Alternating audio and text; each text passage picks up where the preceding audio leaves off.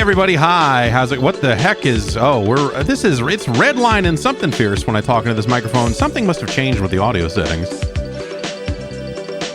at some point here, because I'm just looking at a fat red line when I talk into the microphone. It was like that last week too, but no one said anything about it, so whatever.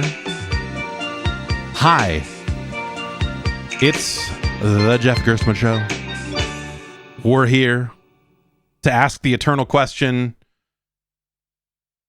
have you ever reheated a pizzone in an air fryer? I don't know what's going on. It's time to talk about video games. It's the end. It's meme week around here. It's time to get maimed. The last Wednesday of every month typically is the monthly release cadence for the new version of MAME. Particularly exciting this month because they're going to finally add regular real support for Primal Rage 2, the unreleased sequel to Primal Rage, which there have been hacked up versions of MAME that have worked just fine at playing Primal Rage 2 for years, for decades at least, but it lacked support in the official builds for whatever reason. Anyway, that work has been done, and so that is coming soon.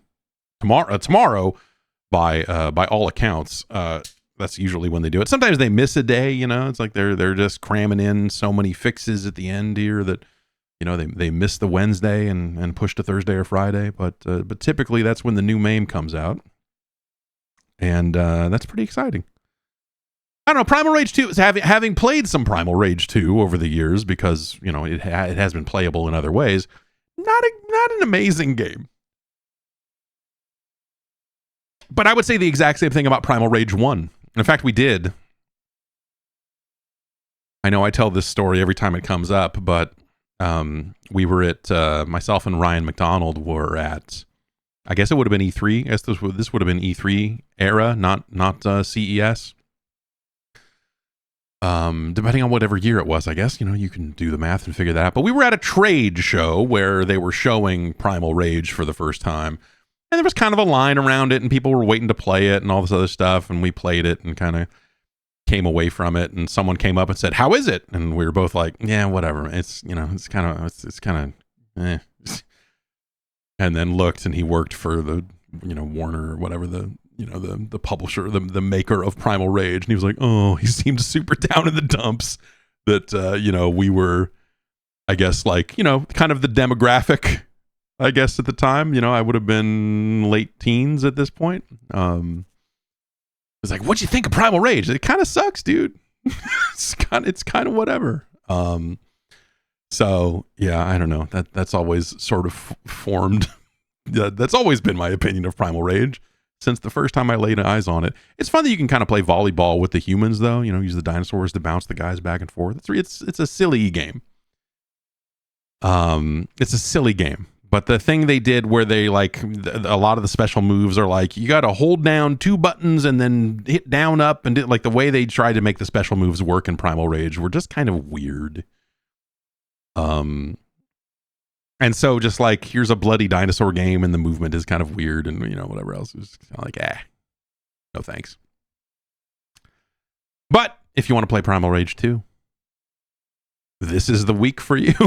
It will have never been easier to play Primal Rage 2. The changes they made in it are actually not the worst thing in the world, but there are some cabinets out there, because it made it to the prototype stage, like so many arcade games that never came out. And there are like working versions of it up and running in Chicago at the Galloping Ghost arcade. I think they have at least one there. But I don't know. They were always weird about. I don't know. Like some people get arcade collectors get weird about prototype cabinets, and when it comes to those games being available in MAME and getting dumped and all of that other stuff, you know, you have situations where it's like, oh, you know, if you're lucky, they have allowed the ROMs to be dumped and they just keep them privately. So at least if the board blows up, the ROMs still exist, and you know the game isn't just lost to all time. But then sometimes that stuff leaks out, or, you know, I don't know. The situation around like Marble Madness 2, those ROMs finally getting out there publicly is kind of strange. And that is not a great game. Not a great game, but that thing did eventually make its way out there to the public. I only bring this up because I was looking at pictures of the Beavis and Butthead arcade game the other day. It was someone had taken some pictures of their cabinet. There's like a dozen of them out there or something. That game never made it to market, and with good reason. That's a game that shows up at California Extreme, which is an arcade, you know, kind of fest. Arcade collectors bring all their cabinets together, and they you know, they put them out there, and you can pay money to get in there and just play a bunch of cool arcade machines for a weekend. It's rad. If you're in the Bay Area, you should go to California Extreme. It's in the summer usually. I think they just announced their dates and their hotel situation and stuff. So if you're looking to go look up California Extreme and check it out. Go see if you can play Warlords for money. That's if you want to go play Warlords for money. I feel like that's probably one of the best places in America to do that. But I haven't been in ages, obviously. You know, it's like pandemic, everything else. Moving out of the area is not a great help either. So yeah, I have not been in quite some time, but it's fun. You know, they would always have a full setup for the Grid, the Midway third-person shooter, multiplayer third-person shooter. It's a pretty cool thing, the Grid. They should make a new The Grid. I know I feel like I've been saying that for 15 years at minimum. But I do think it would be kind of fun if they made a new The Grid. It might lose some of what makes it special, because the whole thing about that game was like it was a trackball, and it was like an arcade cabinet that you were playing like it was a first-person shooter, and so they had to kind of adapt controls to that format. There's another game called War Final Assault that Atari did right before Midway bought them. That's a similar idea of like, hey, here's a multiplayer first-person shooter, but you need to have like 4 cabinets all linked together to make this work. And so, you know, it was kind of like, it was a big ask for arcade operators who were already kind of struggling near the tail end of the fighting game boom there, where things were kind of starting to taper off a little bit, to suddenly be like, why don't you buy 5 of these? You're like, all right, we'll try it. That's not unlike what happened when arcades kind of crashed the first time, though. You know, it became like, oh, well, what if we made a 4-player game like Gauntlet, or we made a, you know, or like The Simpsons, or, you know, some of these gimmicky 4-player games that they used to kind of try to prop things up for a while. Like, you got 4 people pumping money into it instead of just 1. Isn't that great? Like, yeah, but they play it once, twice, and they never play it again. Not a great solution. Interesting week for releases here. Why don't we'll take a break. We'll come back. We'll talk about the Fatal Fury City of the Wolves beta, and you know, Monster Hunter and Avowed, and some other stuff here. This City of the Wolves, man. I don't. All right. We'll come back. We'll come back. We'll talk about it. All right, what's your wallet looking like these days? Let me guess. It's like a weird, flimsy, fold-over-y, kind of soupy, stretched out, blown out mess of a wallet. It's barely keeping together. You can't even keep all your cards in there. You got it sliding out here. Forget it if you got one of those wallets that's got the little plastic thing in there, the little clear plastic. These things disintegrate. That's why I'm switching to Ridge. Ridge offers a unique, slim, and modern design that holds up to 12 cards plus cash. And it's made from premium materials like aluminum, titanium, and carbon fiber. I got this forged carbon look. It's got a nice look. It's like one of these, you slide the cards in there. It's got a spot for, if you're carrying cash, it's got like a money band, little clip area for you to put your cash in there.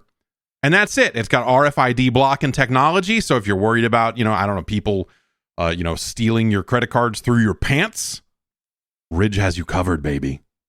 Over 50 colors and styles to choose from. And, it gives you peace of mind.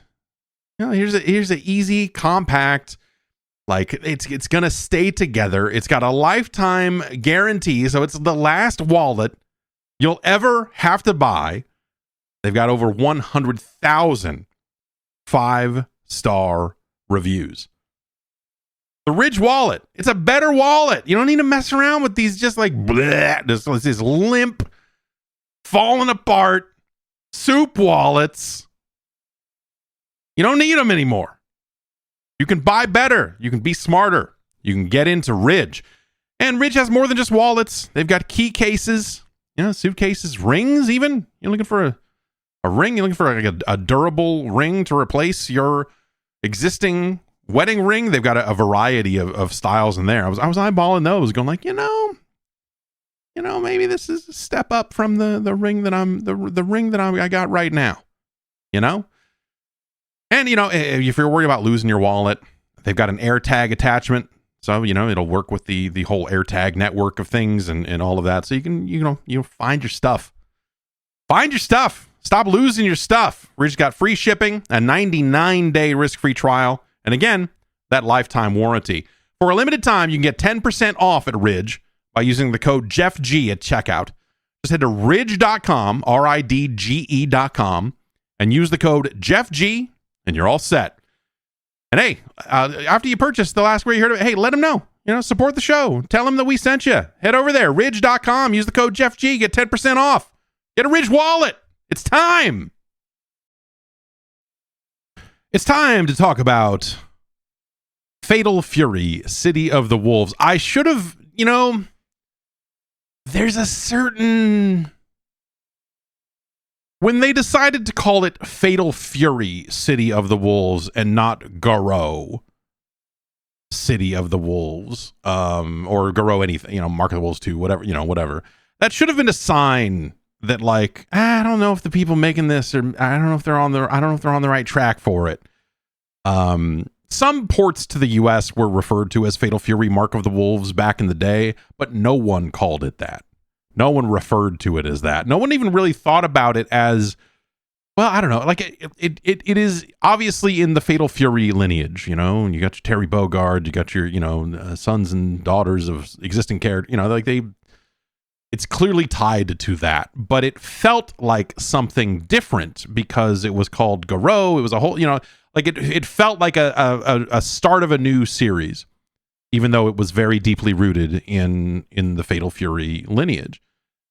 So slapping the Fatal Fury name on it, I think does it a disservice, but also maybe not, because I don't think this game is very good.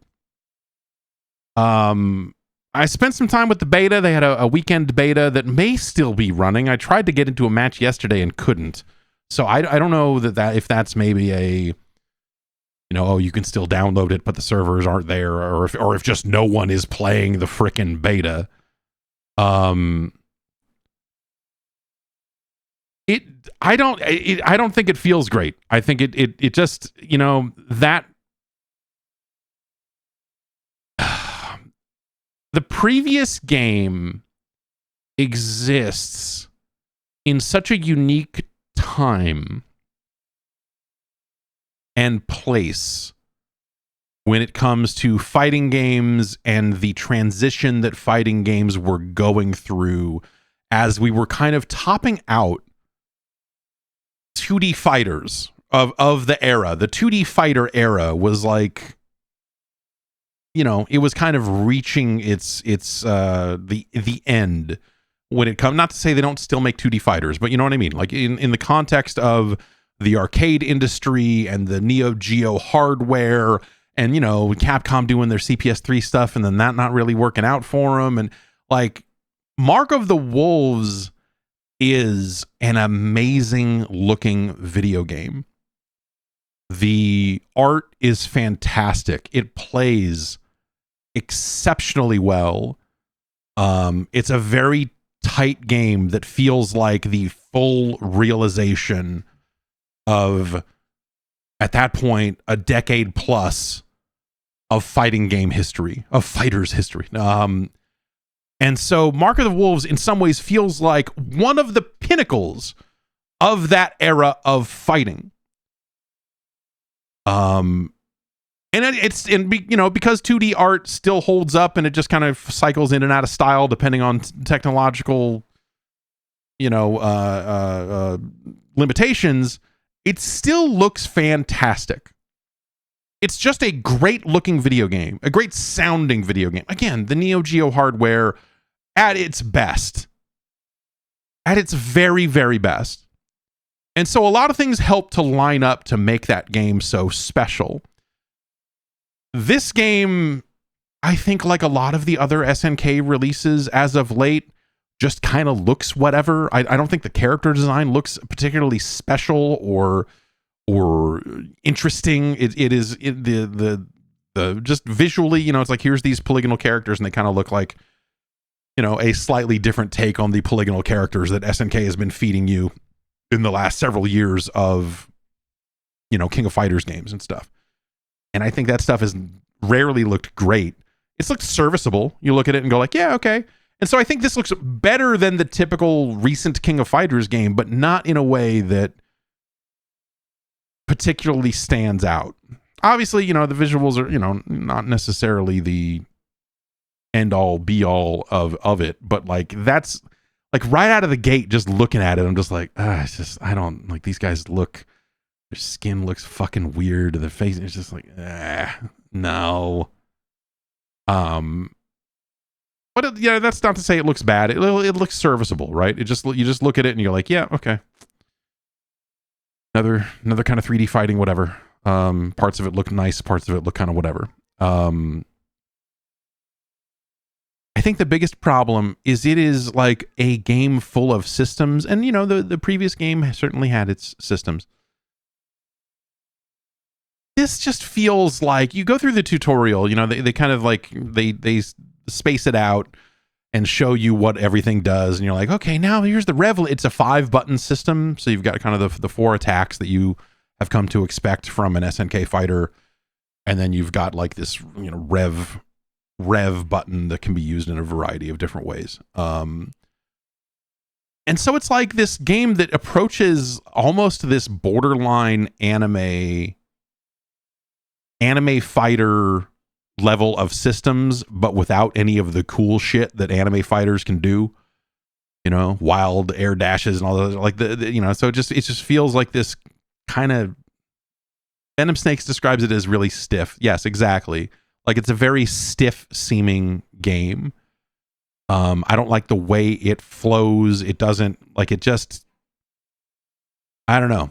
It doesn't, I don't think it feels very good at all. I think as you go through the systems and learn all the other stuff, like, yeah, it feels like a slow anime fighter or something. Yeah. It's like, oh yeah, it has an air block, but not the way we're talking about, you know what I mean?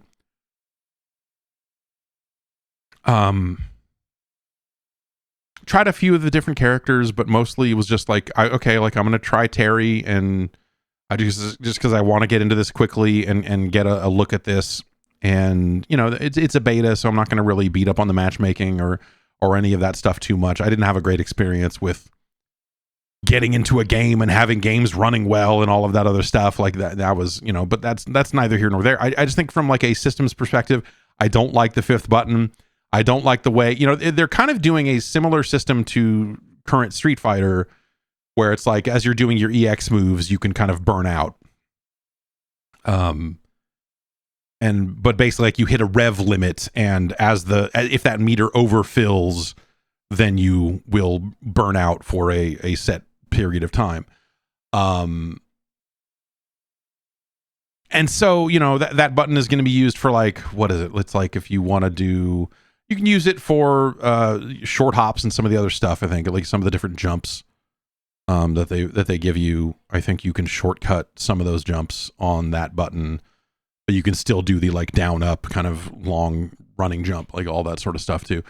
You know, there's stuff in the tutorial that's just like, okay, after a just defense, push forward in this to cancel into this, and it was just like stuff that you're just like, this is maybe one or two systems too many for the game. They still have the like top in, like, or what do they call? They call it something different. They don't call it top. They call it STG. No. Whatever. They have their like you designate a third of the life meter, SPD. That's what they call it now. SPG. Yeah. All right. And so when you're in that zone, you will regain a little bit of health as you play, and you'll have access to a different move, and a few other kind of property changes to your character, which is again similar to the first game. But yeah, I don't think it flows especially well. You know, it's always hard to get a feel from a beta, especially one that doesn't really have any offline play. Like the only real offline play that you have is when you start to play online, it has you fight 3 matches against AI. And then from there, you know, you can kind of, and I think people used Cheat Engine to hack their way into the practice mode or something. I don't know. But you know, it's meant to be an online beta. They're testing all of that stuff. So it's not fully featured. You can go through the tutorial, and then the AI shows up and wrecks you in a few different ways to try to decide where you're going to end up, what placement you're going to have on the ladder when you get going. I found myself being extremely turned off by it out of the gate. Like just from the get-go, as soon as I started fighting, it was just like, this feels fucking bad.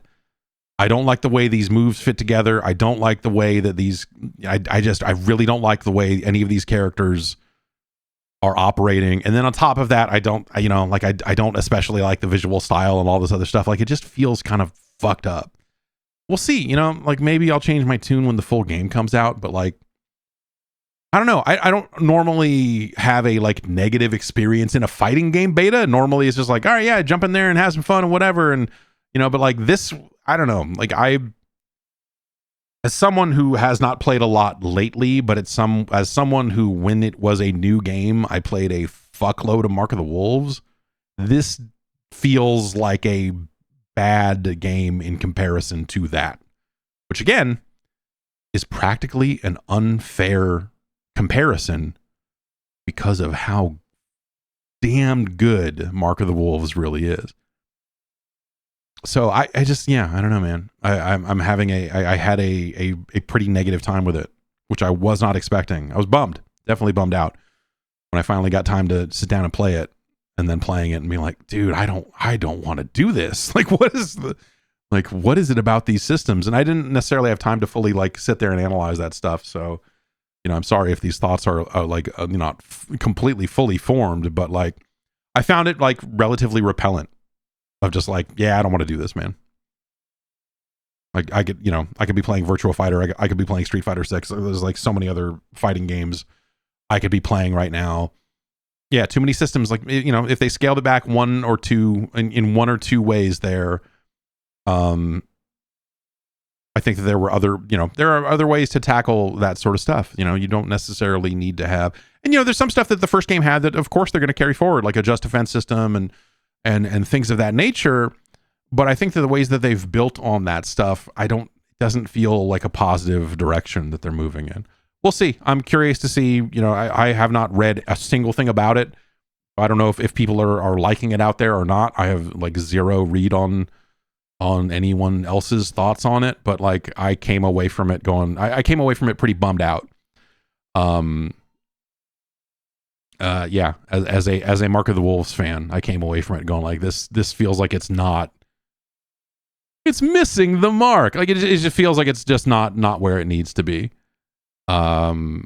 Conceptually, not like as a like, oh, well, if they can tighten up the net code, or, you know, normally you come out of these betas going like, you know, I don't know, the net code seemed fine for me, but, you know, definitely some rough matches. So, you know, hopefully by the time it's out, blah, blah, blah, blah, blah. But getting my hands on it, it was like, oh, Yeah, okay. I don't need this in my, I don't think I need this in my life. Be careful what you, it's almost like too much time has passed. Like the thing people have wanted forever is a sequel to Mark of the Wolves. And at one point they were making one and it didn't happen. Again, it's because because Mark of the Wolves represents such a pinnacle point for the genre. The time at which it came out, the leverage, it was able to leverage years and years of knowledge, and it comes together in this. And that's not the only game that feels like that peak. I mean, there are other games of that era. Third Strike is a game, obviously, that gets like bandied about as like, in that same manner. At the time, I did not feel that way about Third Strike, but I recognize it all these years later, a little differently than I did then. But like you had this handful of games that were coming out and you're like, man, but like at the same time, it's like they're pushing it in a way that is not going to be appealing to the average player. They're pushing in a direction that is getting more technically minded, faster reaction times with these parry systems and some of the stuff that you're like, if you've been playing fighting games this entire time, then you understand why this represents the pinnacle of the genre up to this point. Like this small handful of games coming out around this same time. But like Mark of the Wolves is not exactly the most like beginner friendly fighting game on the planet. If you want to get it, if you're playing against someone who knows how to use all of the systems at its disposal, right? This just feels like they built on that stuff without really understanding why they needed to or needed not to. Like it doesn't feel like it's a proper reaction to where fighting games are at these days. It makes me just want to go play Mark of the Wolves, but in some ways it makes me want to go play Mark of the Wolves back when that game was new, because as someone who I did not keep my skills current in Mark of the Wolves, you go back and play and, you load up whatever the most recent re-release of that game is with netcode in it, and you just get fucked. And so, yeah, you're just like, okay, all right. In some ways, this window is closed. Unless you've got friends of a similar skill set and all of those things, you can play anything at that point. But yeah, Mark of the Wolves, or sorry, City of the Wolves. Also, while we're picking apart the name, I think it sucks that they called it Fatal Fury. I also kind of think it sucks. I think City of the Wolves is a shitty name. I think you could have called it Mark of the Wolves too. I don't think City of the Wolves is a cool name. It's a dumb sounding name. But the game's not great. So maybe Fatal Fury City of the Wolves is actually the perfect name for this thing. We'll see. I'm curious to see how it ends up feeling when it's out, but it doesn't. It's just the game doesn't feel like it's ready to. I think if they put this game out right now, I don't think that they'll find wide success with it. It's a very competitive market for fighting games right now, and this just doesn't feel like it belongs in that conversation. But we'll see. We'll see. I've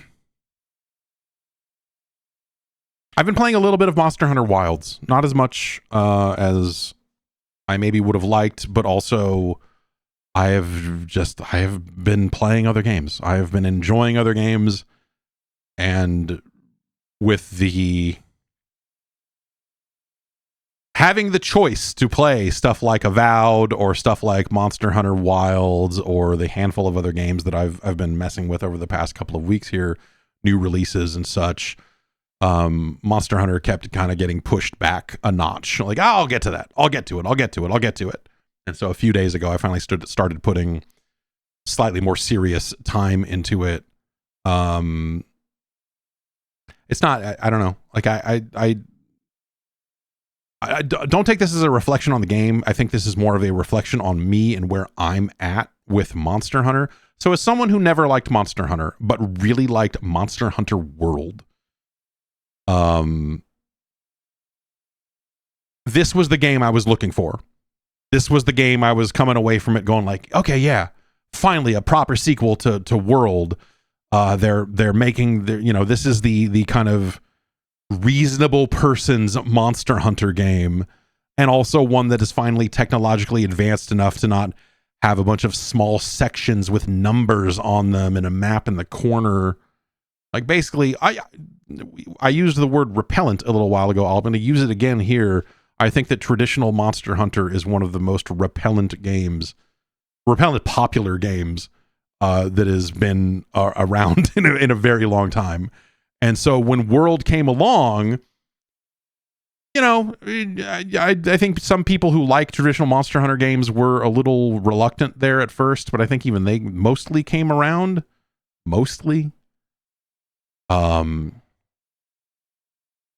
say like, oh, okay, yeah, no, this is finally moving things forward. And I found it to be a much more approachable game, and then ended up probably playing something like 50, 60 hours of it, which, is not the most. It's not the most in the world of Monster Hunter World, but I played a pretty good chunk of it. Certainly more than I had played of any other Monster Hunter game to date. So obviously after that, Rise came out, and I just, and that game was not in the World blueprint. It was, kind of pulling back to some of the kind of Monster Hunter classic stuff. And I didn't want anything to do with it, basically. Played some of that, went like, nah, I'm good. And did not find that game interesting at all.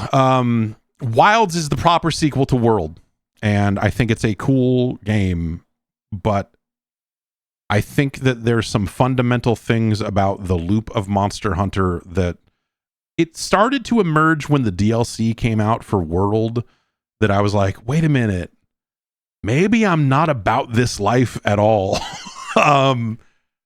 And playing this is kind of sinking. And again, maybe it's just a time of the year, other games I'm playing type thing. I don't want to fight the same monster multiple times to grind it for parts so that I can make armor that looks sort of like that monster. I don't especially like the armor that looks like... I don't especially like the look of most of the armor in the game. And I don't want to have to sit there and go like, well, let's go do this mission again so I can get enough jawbones to make gloves.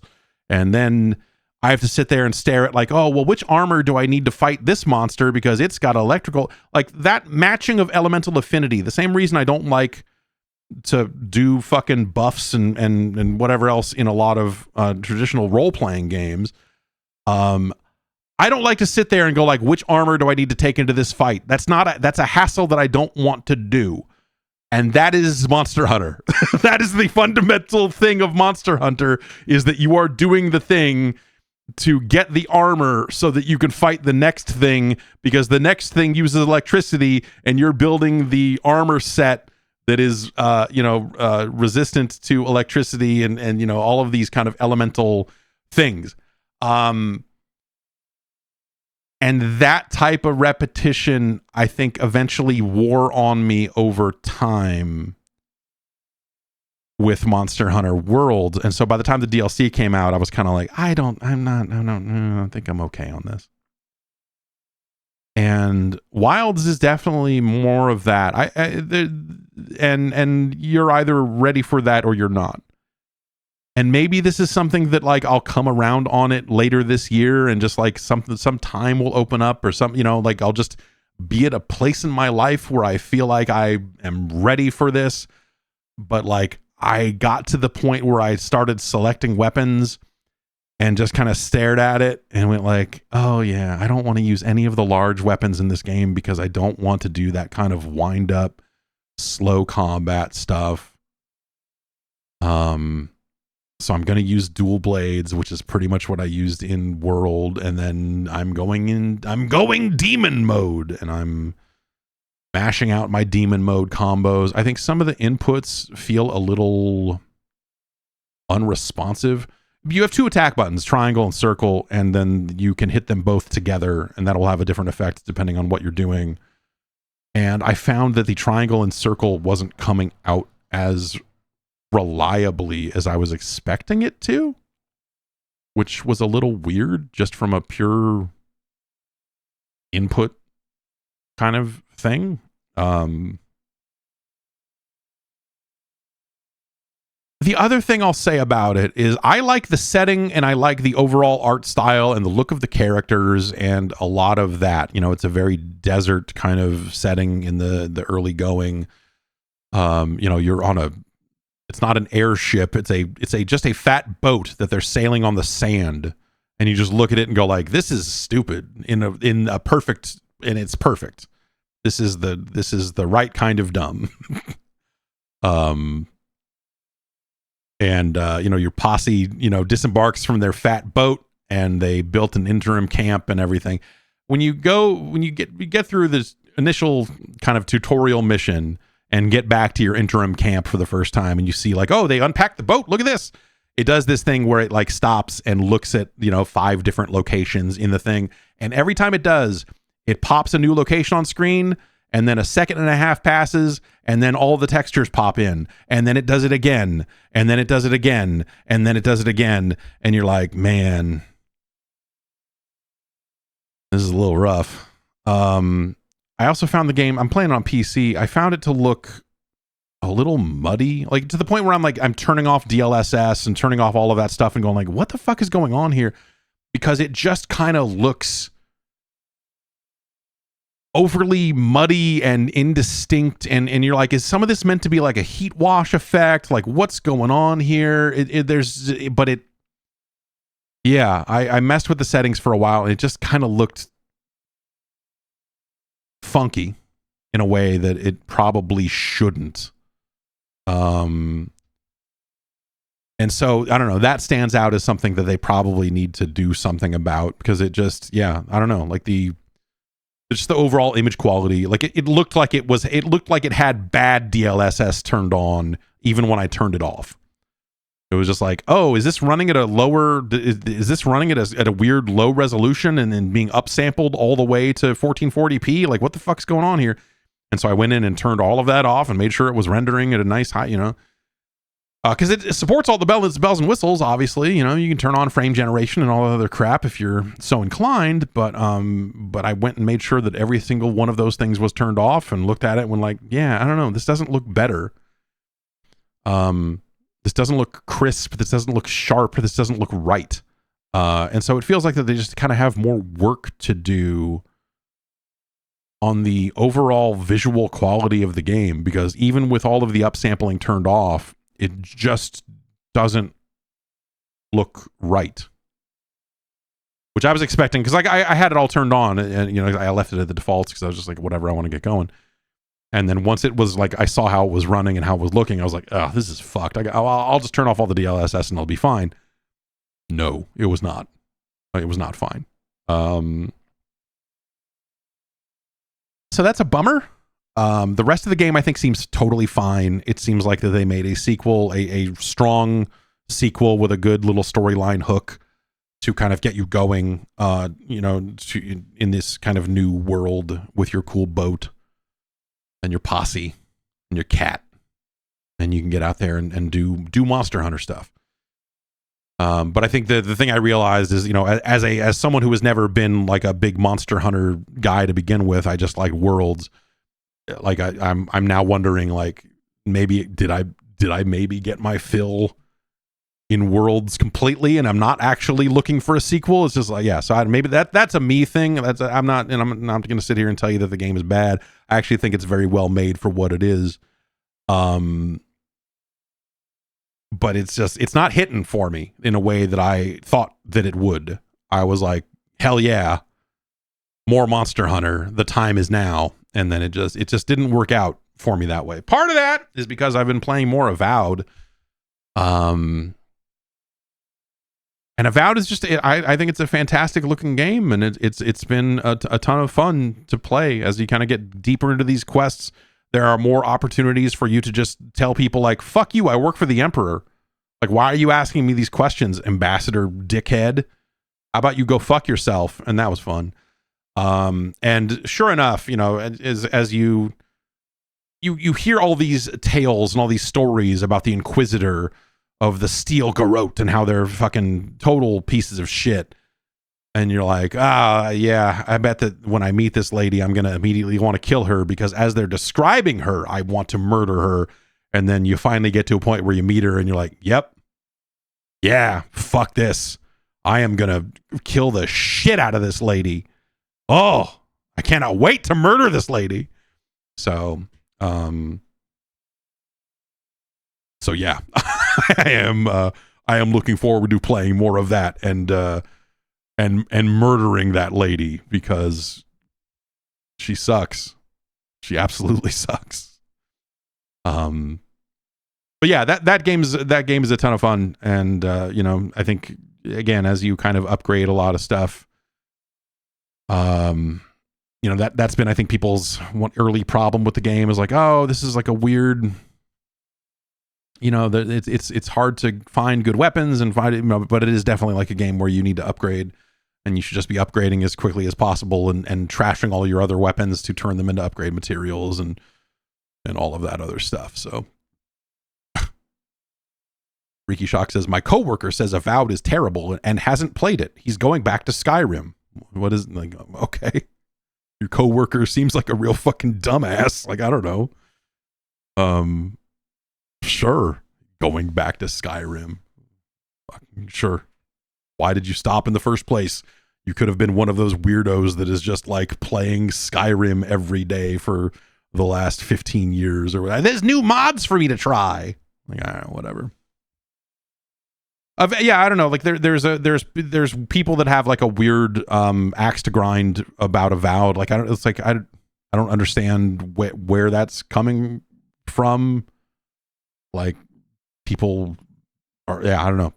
There are some people being really weird about Avowed in ways that don't make any logical sense.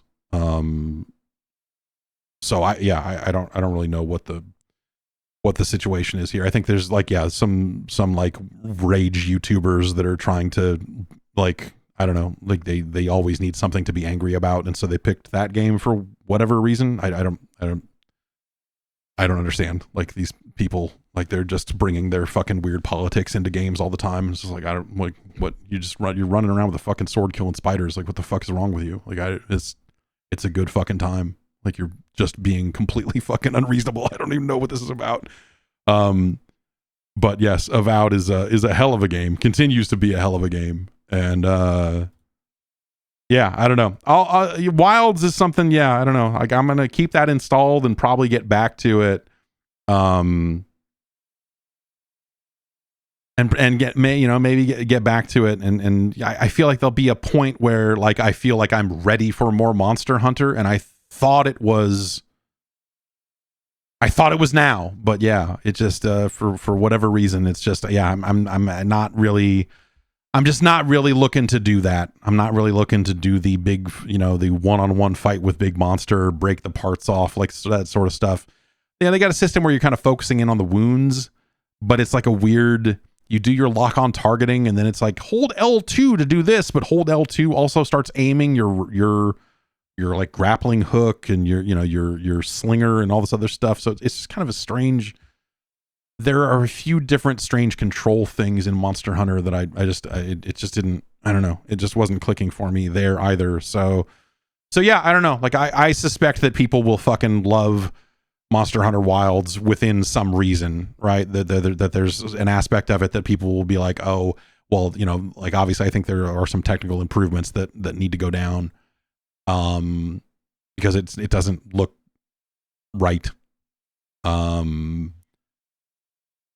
artistically, like again, the character designs and all of that, I think all of that stuff is fine. It's just, there's just some technical thing going on with that game where it just doesn't look great. I know back when the beta was happening, there were people that were like, what the fuck is going on with this game? Why does it look like this? And then Capcom was like, it's a beta. But I don't know if this is the exact thing that people were complaining about with that, or if it's just kind of a different version of the issue or whatever. But yeah, it seems like a very cool, this feels like the next chapter in the Monster Hunter games for the rest of us. And if if you're a longtime Monster Hunter weirdo, then maybe you've come around on that and you can like these games too. Or maybe you're the type of person who's just like, no, you've stripped away the core of what makes this game, blah, blah, blah, and all of that sort of stuff. But either way, the part where you play it seems mostly well made. When we take one more break, we'll come back. We'll get into the news. We've got more stuff on NetEase and some proper confirmation on this whole Tony Hawk thing. So let's. I was reaching over there, but that's not. I need to reach over here because it's all right here.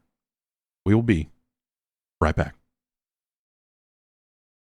There are a lot of ways to get a serviceable pair of underwear out there, If you're just looking to just get like, I don't know, I just need to cover this up and, keep the stink off the clothes I care about. There are plenty of pairs of underwear you can get out there that are inoffensive and they'll stay out of your way and whatever. But why would you settle for a serviceable pair of underwear? Underwear is the closest thing to you all day long. Don't you want something that actually feels nice? The nicest pair of underwear in my collection comes from MeUndies. They've got right now the contoured pouch and ball caddy underwear. So, if you're looking to kind of just lift and move and get things out of the way and all that other stuff, that might be the pair for you. But they've got a wide variety of styles and not just about this whole ball caddy situation. They got all black classics, fun, expressive prints. That MeUndies has a look for everyone in a variety of sizes from extra small to 4XL, guaranteeing a flattering cut for everybody.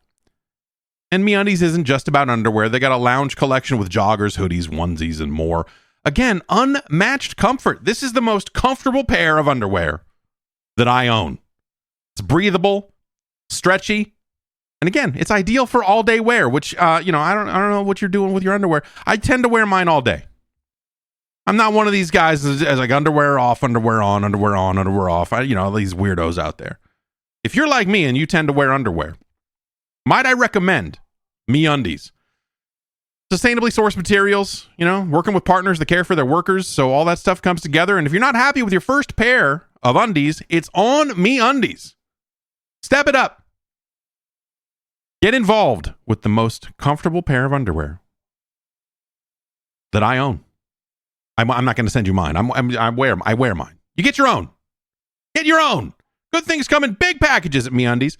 Get 20% off your first order plus free shipping on orders of $75 or more at MeUndies.com/Jeff and enter the promo code Jeff. That's MeUndies.com/Jeff and the code Jeff for 20% off. MeUndies, comfort from the outside in.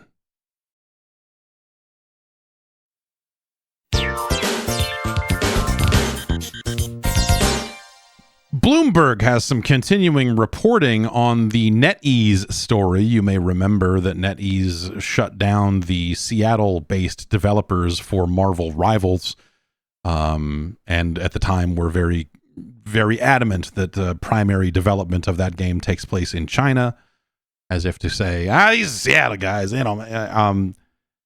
there's been an ongoing culling happening over at NetEase. This kind of lines up. A couple of weeks ago, we were talking about some of this stuff, and I had heard someone had used the term divest when talking to me about some of the situations over there, but it was part of a larger conversation that at the time I was like, oh yeah, is this just gonna be a lot of these companies across the board, Tencent and everybody else, and but it kind of seems like that NetEase is looking to make a significant reduction. According to Bloomberg, hundreds of people and about a dozen games have been cut.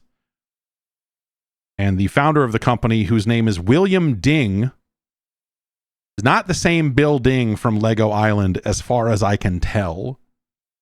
This picture in the Bloomberg story does not look like the Bill Ding that you and I know and love.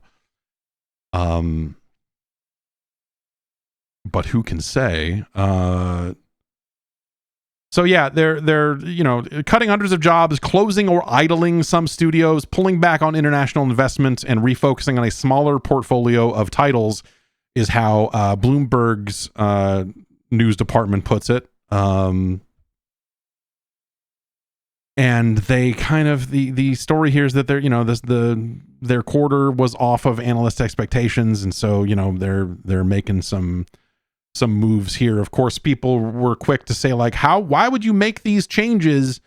Why would you make these cuts to Marvel Rivals, a game that has been a huge hit? And then, as you dig into that more, you realize like, oh yeah, Marvel Rivals is a big deal, and a lot of that money goes to Disney. So in terms of the amount of money that goes directly to NetEase for Marvel Rivals, it's, not as much as if it had been their own. In fact, the Bloomberg story says here, at one point, Bill Ding asked his artists to swap in their own hero designs, and says that ultimately aborted effort cost the company millions of dollars and was emblematic of the abrupt changes ushered in by the CEO. A NetEase spokesperson denied this account, saying the company has enjoyed a close partnership with Marvel since 2017. And so, the NetEase situation seems real weird because, if you remember, there was a while there that a lot of developers around the world were walking out of their jobs. They were like, oh, well, I'm done at Blizzard. We're going across the street, and then Tencent's going to give us a bunch of money to start something new. Or, NetEase started a bunch of different studios or funded a bunch of different studios from kind of known game developers. NetEase currently has a pretty large roster. Video Games Chronicle has kind of amassed a list of the studios that are under the NetEase banner. There's NetEase Montreal, which is, I guess, started by the creator of Watch Dogs, Jonathan Morin. Quantic Dream, David Cage's spot. Grasshopper, so Suda51's studio, is a NetEase joint now.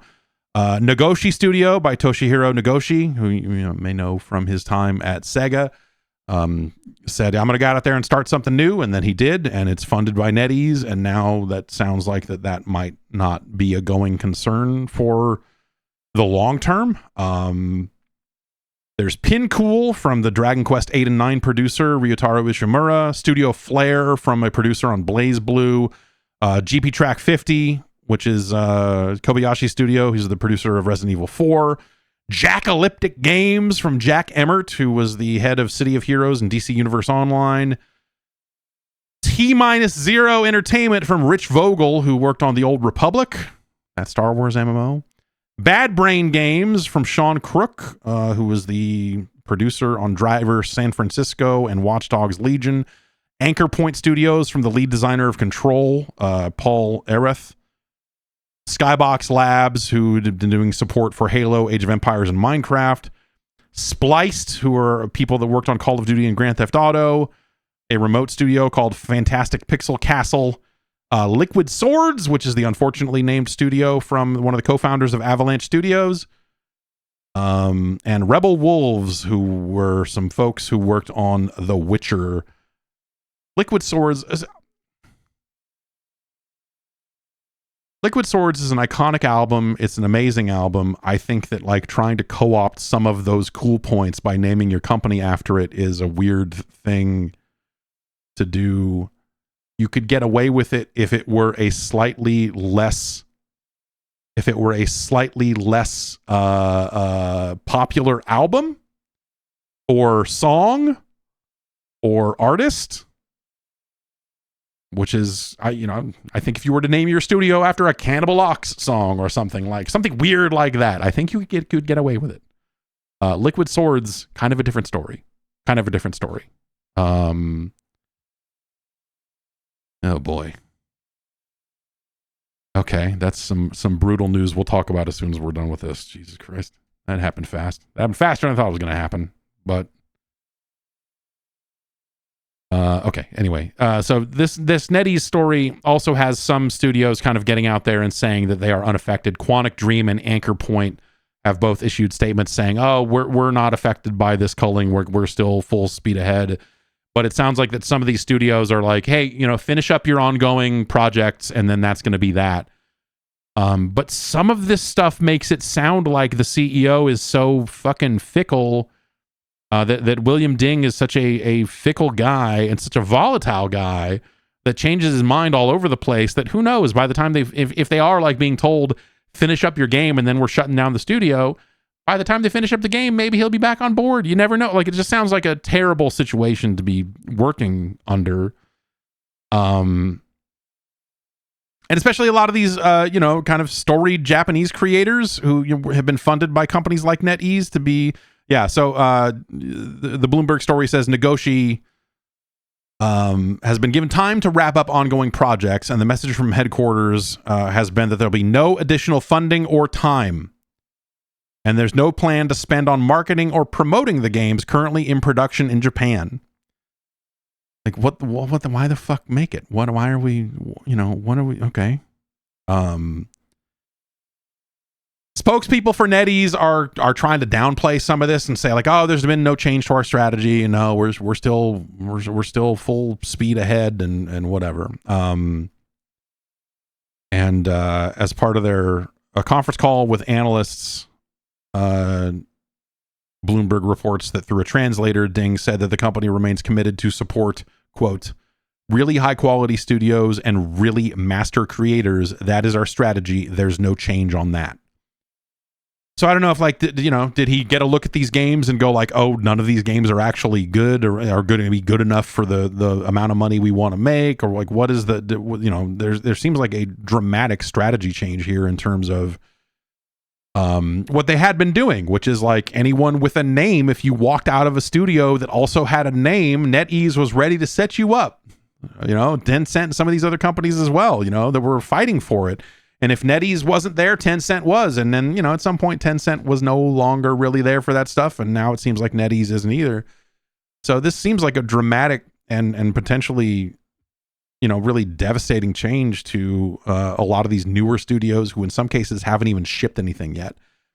And so I don't know, that just seems fucking crazy. But I guess like that, that provides a little bit of context to the story about the Marvel Rivals layoffs, is that, there is something larger happening at NetEase and they are looking to get out. And it isn't purely just concern about the political climate in the United States and how all of that stuff is going either. This is kind of a larger, more worldwide change on their part. And so, I don't know. There's a statement that was given to Stephen Totillo's Game File. The company continues to invest in our global business and actively recruits and nurtures talent. At the same time, organizational structure changes aimed at improving performance are a necessary part of our ongoing growth. And so on and so forth. Mr. Ding stated on the recent earnings call that NetEase is committed to supporting really high-quality studios and master creators. That is the company's strategy. There's no change. For any studio globally, it behooves us as a responsible commercial business to frequently evaluate the progress, viability, and potential for success of our products and teams. So, I don't know. It seems like that there was a studio review or something to that effect, and that they said, "What the hell are we doing?" Or he got spooked and said, "What the hell are we doing? Let's pull back on some of this stuff." Either way, this seems like a pretty dramatic change, and that was going to leave some folks, some like well-known creators, Nagoshi and Suda51, obviously among them, potentially exposed and potentially without a home. And Krafton can't pick up all these guys. I think they already kind of blew their wad on studio acquisitions and some of this other stuff. Let's take a quick break and we'll get back and we'll talk about what just happened at Warner Brothers. We'll be right back.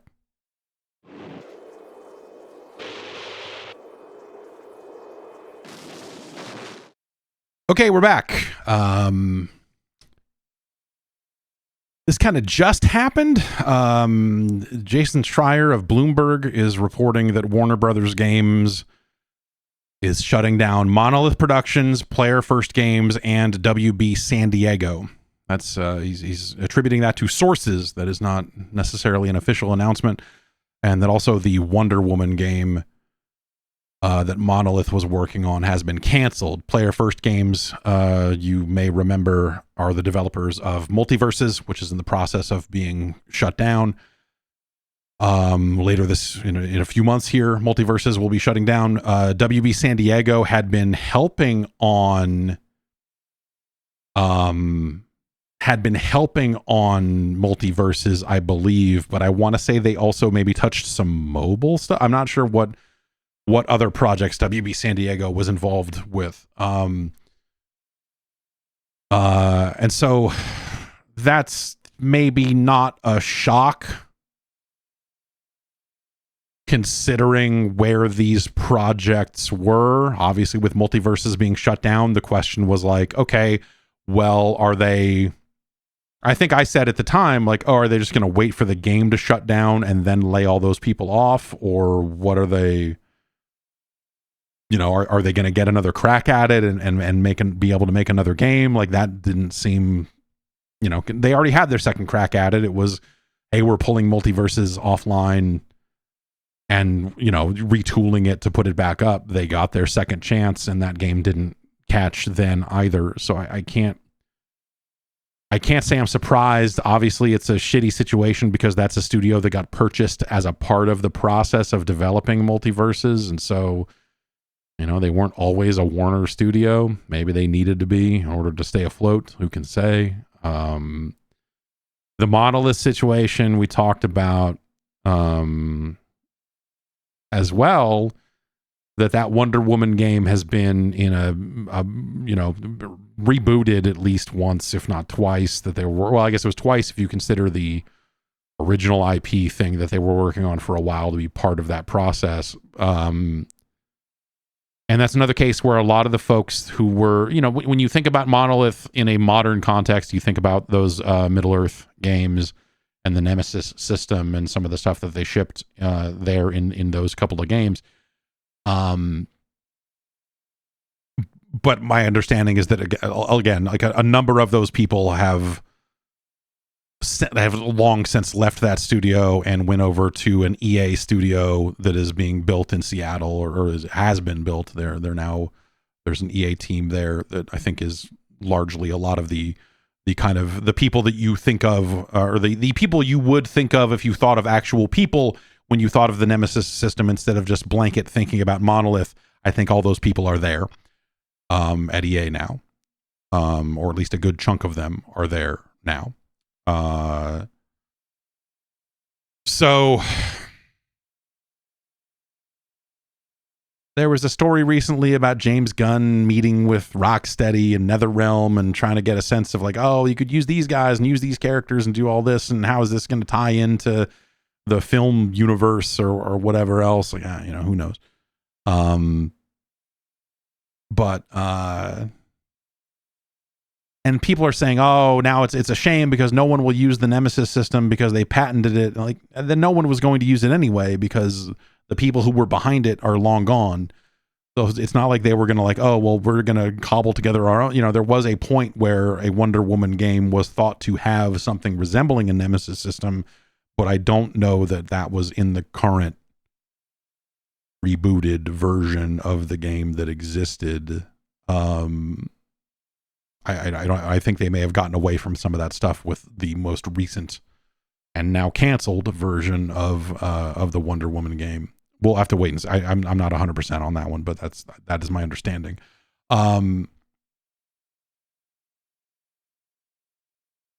It's fucking terrible, obviously. At the same time, you know, Warner has been so mismanaged, and obviously the guy running the game division just kind of got out of there and maybe should have been bounced out of there sooner, considering the state that these studios are in. But Warner at a corporate level, Warner Brothers has just been a fucking train wreck. Whether they're like, you know, because for the longest time they were like, we talked about it, I guess last week or the week before or whatever. They all run together. But like the Warner has been a shit show for a long time at the highest possible level, not just the video game division. You know, they were like, you know, figuring out this Discovery merger and what is AT&T doing and what is this? And, you know, for the longest time there, Warner was looking to sell and get out of games. They were like, well, fuck it, we're going to sell these game studios and be done with it. And then they realized, like, oh, if we go and sell these teams without the IP attached, they're not worth what we think they are, and so fuck it. And you know, and they eventually kind of came back around and said, let's make video games, you know. And so everything in that environment has been a fucking shit show for a long time. So I can't look at this and be like, oh my god, I can't believe it. Like, you just look at it and go like, yep, yeah, this is the knock-on effect of, like, Warner Brothers has been a fucking disaster for a long time. These studios have been working on things for a long time that didn't hit. Obviously it's a fucking horrible situation, and there are a lot of talented developers that are now going to be out in the cold with a lot of other talented developers fighting for a shrinking number of positions. And so what the fuck? You know, NetherRealm had layoffs, like, you know, in the mobile side of the company. They had a mobile team that did a Mortal Kombat game for phones, among other things, and I believe that entire team was shuttered inside of NetherRealm not that long ago. And so, you know, obviously, like, you know, larger, different parts of the company have been touched for a while now. This is the biggest chunk, but I can't sit here and say I'm surprised that the studio behind Multiverses is no longer with us, considering what Multiverses went through and all of that. But make no mistake, like, this is a side effect. This is a factor of Warner Brothers at a highest level, David Zaslav and all those fucking clowns at the top, being complete fucking clowns. Like, Zaslav's like a laughing stock of Hollywood for how the studios have been run, and how, you know, this rollout for Max.com and rebranding away from the HBO branding and all of the other horse shit that they've done along the way. Like, they just seem like they have not been, like, at the highest levels of Warner Brothers, it just seems like that company's been a total fucking shit show. And so it's not shocking that the game division that they thought they maybe didn't even want to own in the first place has not been firing on all cylinders, you know? And so we'll see, you know, I don't know. If Warner seems like a company that needs more changes at the top level. Like, yeah, you can shut down some studios, and if you're going to try to reboot this organization, was what JB Perez was out there saying, like, oh, you know, we're 2 to 3 years away from getting where we want to get to, and it's going to take some time to get there. It's like, not, I mean, I guess, like, yeah, if you're going to shut these studios down and try to be a much smaller gaming organization than you were, then yeah, I guess so. But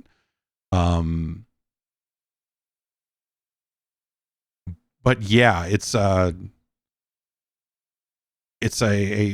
fucking, yeah, I don't know. There are fingers to point that don't involve people at Player First and people at Monolith per se. So yeah, I don't know. It's a rough, yeah, that's a rough one. Better leadership probably would have steered this entire division better, but that we're talking about Warner Brothers, so yeah, leadership, yeah, right. There has been a quote. There is now an official. Warner has made it official. Ethan Gatch of Kotaku has the screenshot of the email on that one. We've had to make some very difficult decisions to structure our development studios and investments around building the best games possible with our key franchises: Harry Potter, Mortal Kombat, DC, and Game of Thrones. After careful consideration, we are closing 3 of our development studios: Monolith Productions, Player First Games, and Warner Brothers Games San Diego. This is a strategic change in direction and not a reflection of these teams or the talent that consists within them. The development of Monolith's Wonder Woman video game will not move forward. Our hope was to give players and fans the highest quality experience possible for the iconic character, and unfortunately, this is no longer possible within our strategic priorities. Apparently, Wonder Woman is not a DC character. I thought DC was a priority. What do we want? All right. This is another tough decision as we recognize Monolith's storied history of delivering epic fan experiences through amazing games. We greatly admire the passion of the three teams and thank every employee for their contributions. As difficult as today is, we remain focused on and excited about getting back to producing high-quality games for our passionate fans and developed by our world-class studios and getting our games business back to profitability and growth in 2025 and beyond. Yep, excited about profitability. That's where they're at. Monolith obviously has a storied history.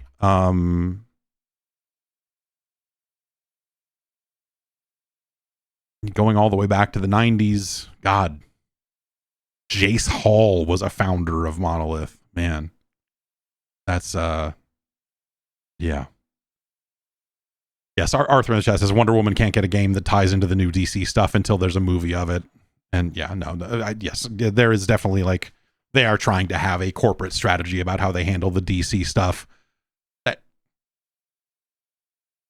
I have my doubts about their ability to ever fully capitalize on the DC characters. Or rather, I think that the people at DC have a higher mind of the DC characters and catalog than the general public does. I think you got a handful of fucking A-list fucking bangers, right? People love Batman. People love Superman, but there's caveats that come with Superman. And then what?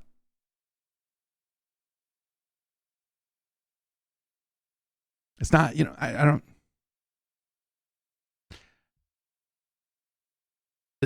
DC sucks. It always did. Oh, people love Firestar. Yeah, I don't know. The Justice League. Everyone everyone loves all this Justice League stuff. Like the DC roster of characters has been dog shit forever. Back when I was reading comics in the 90s.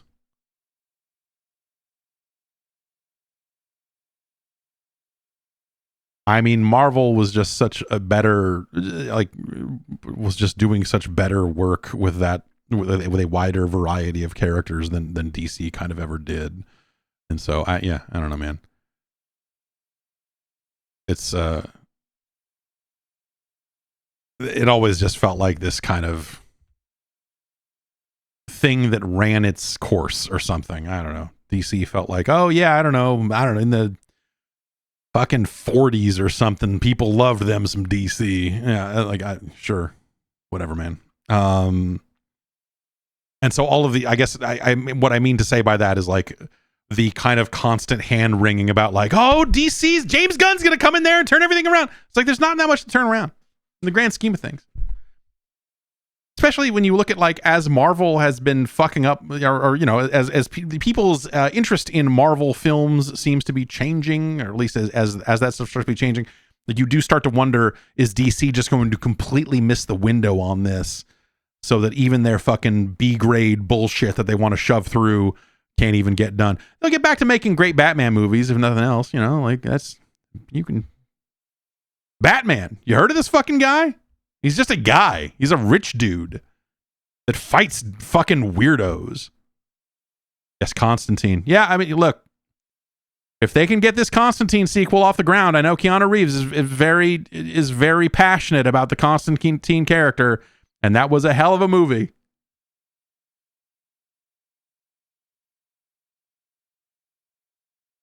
The Rock is Black Adam. That's, yeah. Sure. Monolith has a very storied history in games. You know, they made Shogo. Them's the people what made Shogo. A flawed game, but a lovably flawed game for sure. That, you know, it was like they were like, we're making an anime game. I'm like, really? Where are you guys based out of? Seattle? Okay.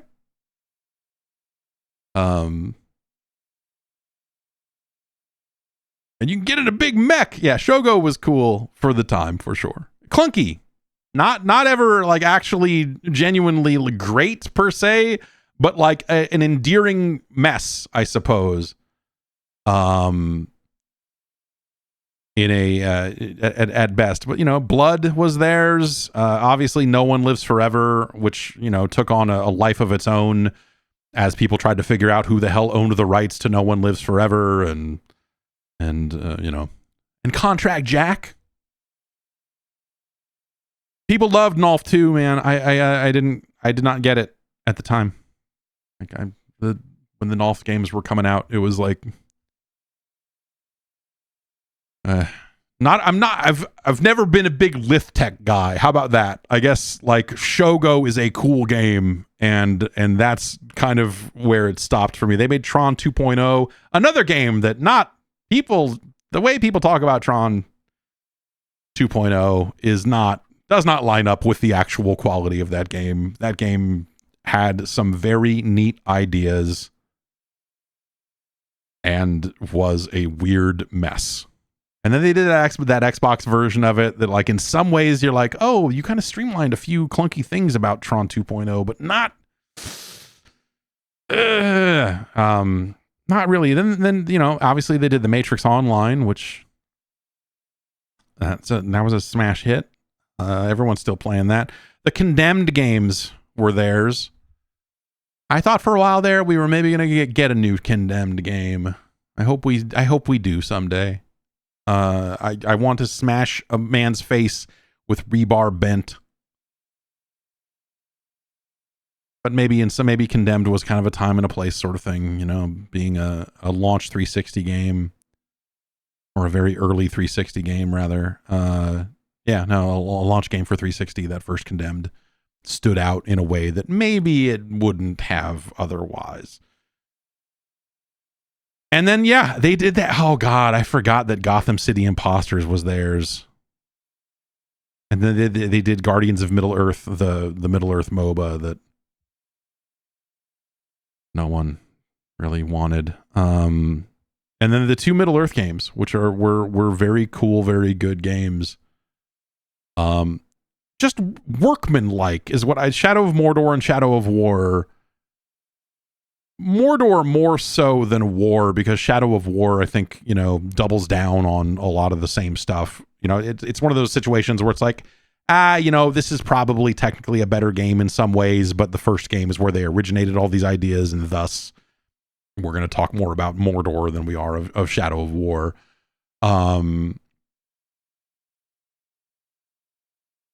It was a cool kind of take on open world gaming at the time. This is 2014 when that first game came out. And, that was a weird time for open world games. And everyone kind of needed a hook. It couldn't just be run around and cut guys. And so having this Nemesis system, which is, very mechanical, like I think we forget, because the Nemesis system has taken on this kind of larger than life place in our heads in some cases. The Nemesis system is very mechanical. Like it's a system that is kind of procedurally generating bad guys and putting them in a hierarchy. And so you can, when you kill a guy or when you fight a guy, he might come back and he might be scarred up and pissed, and he'll have a line of dialogue that is designed to remind you that you fought this guy before, but because they're just orcs or whatever, you're like, I don't know, man, it's all these orcs. You're like, okay, I remember this orcs, but it was a procedurally generated enemy system that would roll these different traits and would come up with these different characters that that had a little more character than the average AI. And it was a really cool system, but you saw every bit and piece of the machine. At no point did it feel like it's thinking. It did not have the advanced AI of like a Mr. Dew's Castle or something. But seriously though, the Nemesis system is a really cool thing that, like, if they had been able to iterate on it, it's one of those things that as you add more and more traits to it, and more, and if you have a game that supports it the right way, you could create these moments where you're in the middle of a thing you're doing something, and then suddenly this fucking guy who's got a vendetta from you shows up, and you're like, oh shit, it's fucking this guy. And if I remember correctly, he does not like fire, and so let's set him on fire again. And it was like a really neat, clever application of a system that in its first form was like somewhat limited. Again, you see the gears. It's a clockwork machine that spits out bad guys, and you see every one of those gears in the machine. But man, if it's the sort of thing that you could have iterated on and blown it out and added so many traits to it and so many different possibilities, because again, the game has to support it. The game has to be the sort of game that, like, if you have to be able to be doing a thing and then, oh shit, this guy showed up and jumped me, or I went to go fight this guy and this other guy on the hierarchy, and then, oh man, this other dude showed up, and like, you need to have those emergent moments. And so the Nemesis system inside of Shadow of Mordor, all of that stuff really worked well in concert to give you these like amazing experiences for that game that you would come out of with stories. You know, a lot of developers talk about wanting to have player stories drive their, you know, it's like, oh, and then this fucking fucked up thing happened to me and this and that. And when that thing lined up, it was incredible. And it helps add variety to the game, you know, that like different things happen along the way because the dice rolled a little differently. And it's not to say the entire game is procedurally generated or anything like that, but by having this really well constrained, well-defined system of procedural generation inside of this other well-defined, like solid feeling good game, it worked together in a way that created something that like you just didn't see of a lot of then and haven't seen a lot of since. And so it's understandable why people say like, oh man, and then they went and patented it, which they should have, because, you know, it's a cool fucking system that stood out enough and got called out enough in reviews and podcasts and things of the era that, you know, they were right to go like, oh, this is ours. We're going to hang on to this. And then they did Shadow of War, you know, and they build on it a little bit, and, you know, but it's Shadow of War, I don't think really blew that system out in the ways that it feels like it could have. But it was something that stood out for sure. It made that game. Like without that you would have just been like checking off boxes and like, okay, let's go kill these 8 guys. It would have been like a kind of like middling version of Mercenaries with their deck of 52 or something. You just been like, I don't know, there's bad guys on here. What are they? Are they goblins? Are they? I don't even know what they are. Who are the bad guys in Middle Earth? Are they orcs? Are they not? They're not orcs. Whatever they are. Orcs. They're all orcs eventually. If they're not orcs, they're kobolds. And so I think it really, you know, it made those games stand out. It was a really cool system. It wasn't, and it was something that they highlighted. They knew that they were onto something.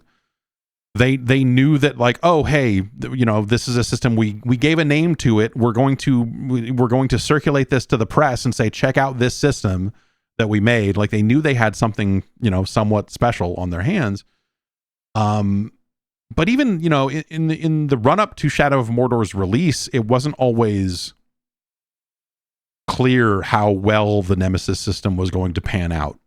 You know, they talked a good game and you're like, well, that does sound cool. But it wasn't until you got your hands on the final full version of the game and got to have some of those random experiences for yourself, as opposed to like, hey, we set up a demo and then this guy's going to jump you halfway through because we set it up to do that. And this is our illustration of things that can happen in the Nemesis system. And you look at it and go like, well, that's a cool moment, but like you made it for this demo. So I'm sitting here writing a preview going like, well, if they do the thing that they say they're going to do, that's cool. But I feel like I didn't see any of that here. And so when you got the game in and actually when I sat down and started playing it for real, it was like, oh, holy shit, this is actually a big deal.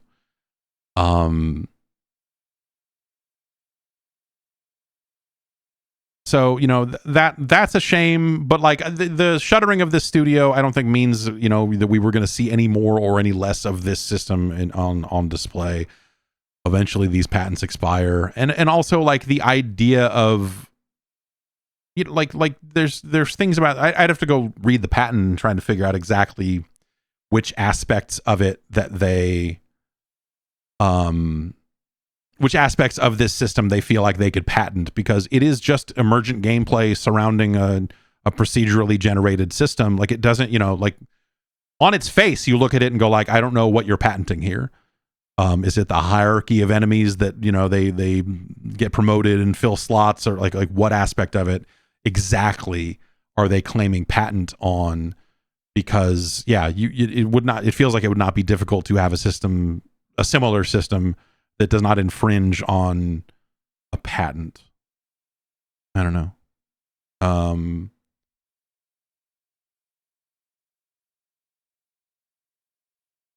Blue Brain says, I wonder if they try to sell it. Why would they? At this point, like, no one's going to come and give them enough money. Again, I think if you wanted to have that type of system in a game, there's probably a way to have something similar or close enough that you can go ahead and have your own system that performs a similar task without infringing on that copyright. You'd have to go, again, you'd have to go reread the patent to make sure, but they wouldn't sell it because I don't think it would generate enough money, and I don't think it's the sort of thing that, is just... They would not want to sell it and then have someone go make an amazing video game with it, because that would make them look bad. In my experience, large media companies don't sell anything ever unless they're really, really selling a bunch of shit, because the last thing they want is for someone to buy it and make them look like idiots for selling it. Speaking as someone who floated the idea of buying websites from a major media company over the years. But, like the people behind that system, they're I think that most of them are at EA's new Seattle studio, newish. They've been around it for a bit here, I think. And they're working on something, presumably. And we'll see if that ever becomes anything. I don't know. It's a damn shame, but also Monolith has been such a weird studio for a long time, and they've gotten so far away from the Lith Tech stuff that they are known for from the early days, that I think when and the turnover and all of that when people say like, I can't believe they would shut down Monolith, it's like, well, what was Monolith right now? What? It's a number of really talented people for sure, but it's not necessarily the same talented people that you're thinking of when you think about the Fear games, maybe. Still, sad state of affairs. Like that it's come to this at all. Not especially surprising that Warner Brothers is doing this exact thing. All right, that just happened. Today. So there's that. Now let's look ahead to March 4th. Big day, March 4th, for a big day for franchises that made their bones on the PlayStation 2 coming up here next Tuesday. That is when the teaser website for Tony Hawk's Pro Skater 3 and 4 will be unleashed. I guess they will probably formally announce that game at that time. They have put up teaser websites. Tony Hawk's TikTok has been promoting things. They put a graphic saying 3/4/25 into a Call of Duty level set inside a skate park that looks very much like the Tony Hawk logo. They have a countdown on TonyHawkTheGame.com, according to Video Games Chronicle. And yeah.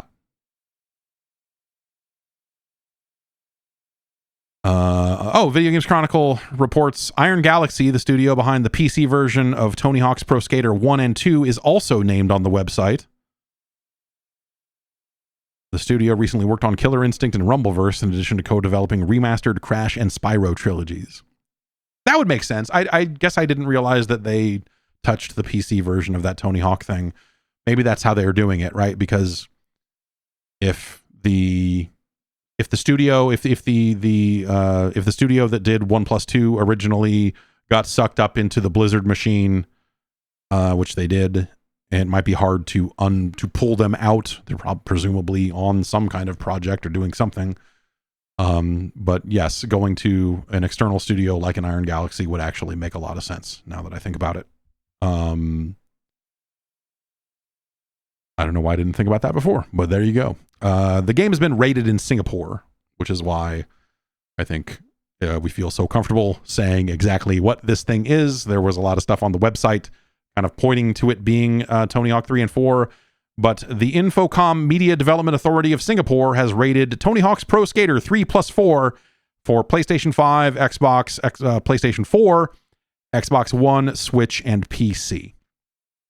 That's according to Gamatsu.com. So yes, we'll hear about this game next week. Everyone act surprised, okay? Don't let Tony down. Don't let him know that you know. He'll be bummed. This is great news. This is great news that they are doing this. The Tony Hawk 1 and 2 thing is weird because at some point the online stopped working on a lot of the console versions of the game. And so when the game came to Steam like a year after it came out on the Epic Store, and last time I checked, the Steam version is the only version that has functional online. Unless something has changed. And I thought that when that Steam version came out, maybe they would go back and patch the console versions to fix it, and they didn't. And there's like the ever so slightest bad taste in my mouth over how 1 and 2 were handled, because Activision just kind of shipped them, and then they eventually broke and they never got fixed. And I think that sucks. I did ask a representative of Activision at one point, hey, are you going to fix this stuff? And then never got a reply. Anyway, the ratings board in Singapore has rated 3 and 4. So it's a pretty safe bet that we're getting 3 and 4. Tony Hawk's Pro Skater 3 is just an incredible video game. The addition of the revert to that scoring system, as I've always said, it completes the loop. It makes that combo system whole. Without it, it was always missing something. When you go back to Tony Hawk 2, and you can't revert, then your air tricks kind of end a combo. They end up being big combo enders in a Killer Instinct like way, I suppose.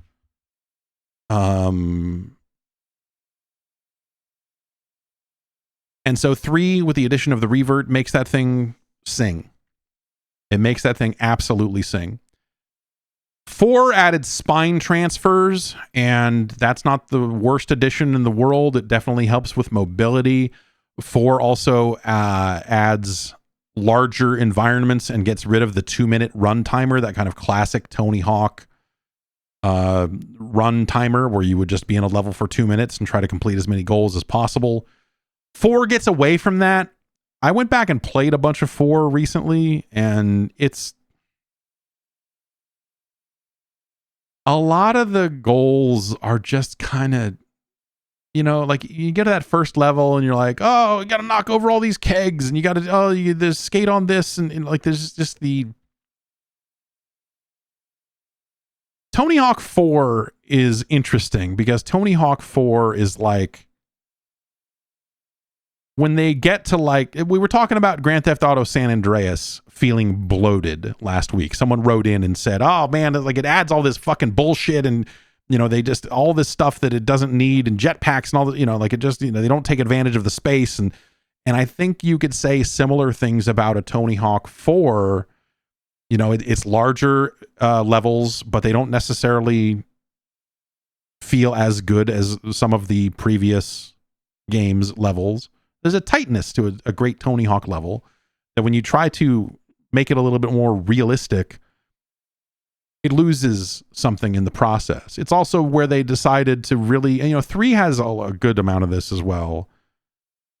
But then they're like, what if you could play tennis with your skateboard as like a little mini game, and when you win, you get $50 of upgrade cash, or whatever. Like there's just a lot of fucking weird little shit in Tony Hawk 4, because in that era, what players loved, and I think players still love this shit, but we don't get it as much. They loved weird little shit.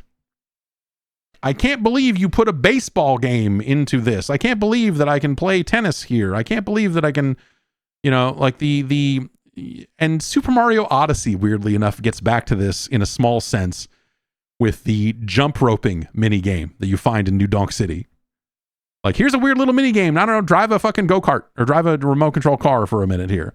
Like, it's that thing of like the GTA side mission, a little mini game thrown in here and there. And Tony Hawk 4 came out at a time when that was one of the ways people would, I was going to say one of the ways people measure games, but it's not, no one was literally like writing down like, oh, well, but it was like that level of variety was valued. But in some ways it's this gimmicky shit that gets slapped onto a game that is, it's cool that it's there. Ideally, it's good enough if you're going to require it to be done, that it's going to be good enough to be fun to play. Otherwise, it's a fucking drag. And yeah, I don't know, man. Some of that stuff I think goes a little bit far, or some of that stuff I don't think will be thought of as positively nowadays as maybe it was then. And Tony Hawk 4, as a bridge between Tony Hawk 3 and Thug, Tony Hawk 4 is a very interesting game, but it, not just with spine transfers, it's a transitional game. It's a game where they are trying to do something new. They don't nail it. The whole idea of like, it's still a very good game. By the way, I'm not, it's still a very good game. It's not like it's a bad game. It would take them another 5 or 6 years to make bad Tony Hawk games. But Tony Hawk 4, like when you look at Thug and you look at what Tony Hawk's Underground actually did, building on some of the ideas that Tony Hawk 4 originated, that's where they get back in the pocket. You're like, okay, yeah, no, you guys, yes, you figured out a new gear. You figured out a new path forward for Tony Hawk and storyline stuff and whatever else. Like you've figured out with Thug and Thug 2 how to make this thing go forward and how to tap into what skate culture was evolving into. I mean, there are people that credit Tony Hawk, the Tony Hawk video games, with kind of like saving skateboarding in a sense, of like, bringing skateboarding back to the masses in a way that it hadn't been for, since the 80s, and really contributing to all of that culture. And then you kind of, you get enough years in to the revival of skate culture or whatever, you kind of get back to, Big Brother magazine, and then you get back to and then you get your way into CKY, and you get your way into Jackass, and you get your way into like that end of stuff, which at the time was very fun and didn't necessarily age super well. Though I think a lot about that CKY bit. I think it was in CKY 2K, where that dude is running at full speed wearing clear underwear. And he's running at full speed wearing completely clear plastic underwear, and he shits his pants while running at full speed. And it's a moment in American culture that in some ways felt like the last gasps of certain aspects of culture.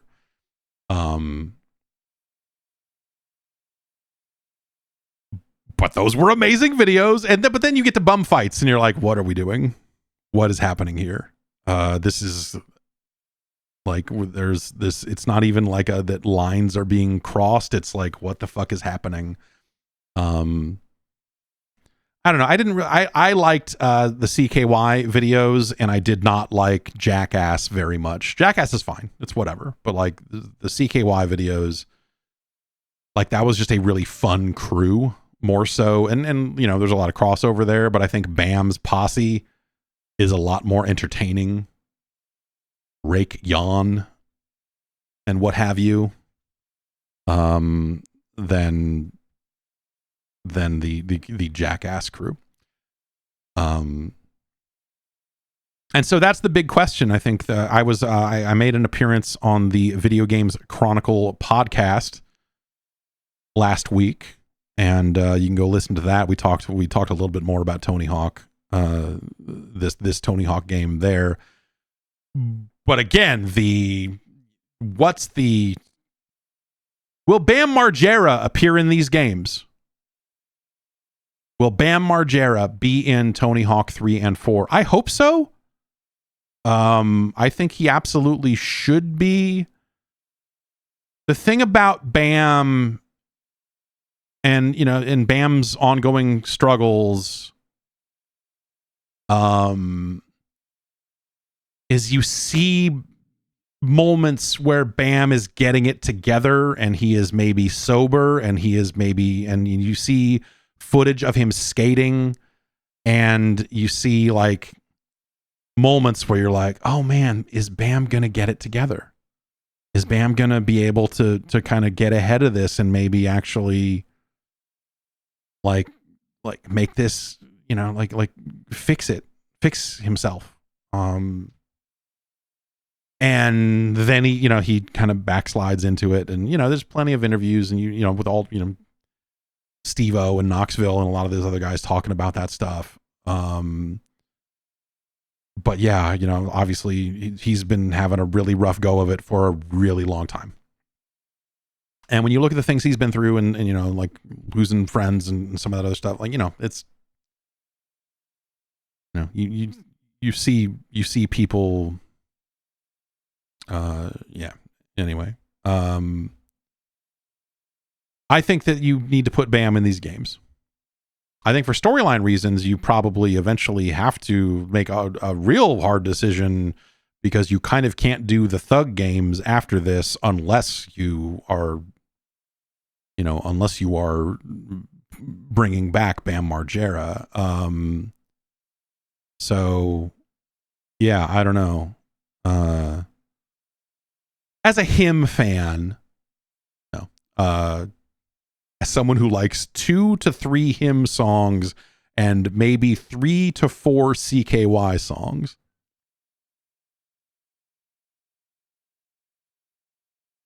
I hope that Bam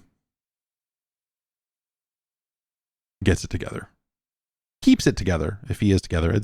It's hard, you know, when you see a lot of TikTok videos out of chronological order, and so you see Bam skating and looking like pretty good, and you're like, oh, cool, but then you're like, oh, actually that video was 8 months old, and this happened, and you're like, oh, shit, fuck.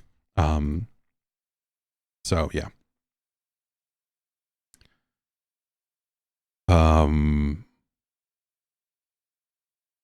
Regardless of all that, Tony Hawk 3 and 4. You hope they get the soundtrack. You hope that that they get as many of those songs as possible into those games. With 1 and 2, it felt like they got as many of the songs as they could, and then there were some that they could not get, and so they got some new songs that felt like decent fits as they tried to like modernize it ever so slightly. But like the soundtrack in 3 was incredible. 4 I remember a little bit less because it just, you know, like it just ballooned out so much from there. But there are good tracks on the Tony Hawk 4 soundtrack as well. So that's going to happen March 4th. They'll announce that game. Also on March 4th, Grand Theft Auto 5 on PC is getting an update that will bring it in line with the modern console versions of the game, which if you don't play GTA 5, this is your part where, like me, you can say, what? They didn't do that already? Yeah, they didn't do that already. So things like the GTA Plus subscription did not work in the PC version of the game because it was based on the kind of older 360 PS3 branch, I guess. And so when the game came to PlayStation 5 and the modern Xbox, they made a lot of changes. They added that subscription service. They improved the graphics. It was a pretty substantial overhaul for that game. And so that is going to be coming to PC just in time for GTA 6 to come to consoles later this year, I guess. This will also include some new gameplay stuff. There'll be new vehicles and upgrades. A refreshed landing page. I assume this is just like work that they did for the console versions of the game that they, did not bring over. But according to videogameschronicle.com, it's ray tracing, FSR1, FSR3, DLSS3, faster loading times using direct storage. How many games actually support direct storage? I thought it was just Forspoken.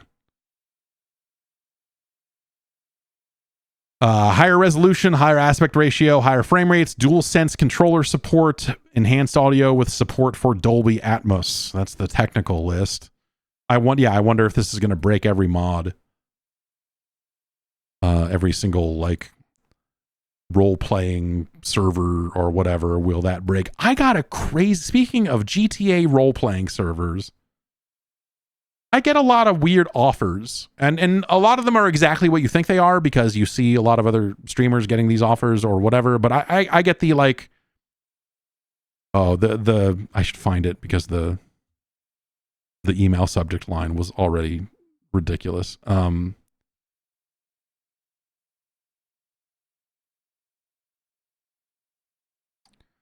Epic opportunity for the Jeff Gerstmann show.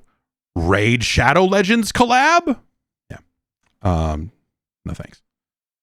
I got a similar type of hey, we want to pay you money for a stream, sponsored stream type thing, but it was from someone who ran a GTA RP server. And so it was make a video of you playing on this RP server and we'll give, and we'll pay you. And maybe there's an ongoing opportunity to, do this for months, it was just a really weird, normally it's for games and normally it's for mobile games. So it was very strange to get one of these offers that was come play on our modded GTA server. Really? You're bringing in the kind of money that requires you to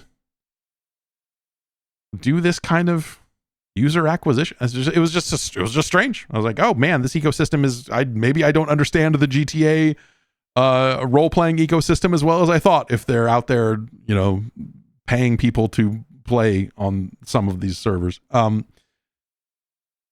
that was weird. We talked about this quite a bit on the Wednesday bonus podcast, which you can get those. That's been these last handful of Wednesdays. Been recording just an hour or so, just kind of catching up on some extra news stories, just talking about whatever. Last week just so happened that Microsoft went ahead and announced an AI tool called Muse, and they put out a 7-minute video of Phil Spencer talking to the studio head at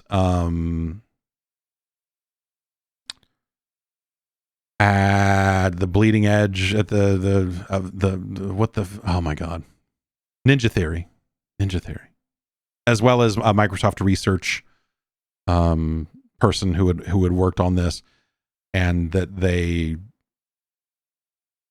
have a tool called Muse that they're saying is a generative AI model that can be played. And so it's this idea of it can be used to generate visuals. You can do controller actions with it, or both. And the way that they kind of spun it was game developers might use this tool to quickly ideate on ideas that they want to maybe put into their games.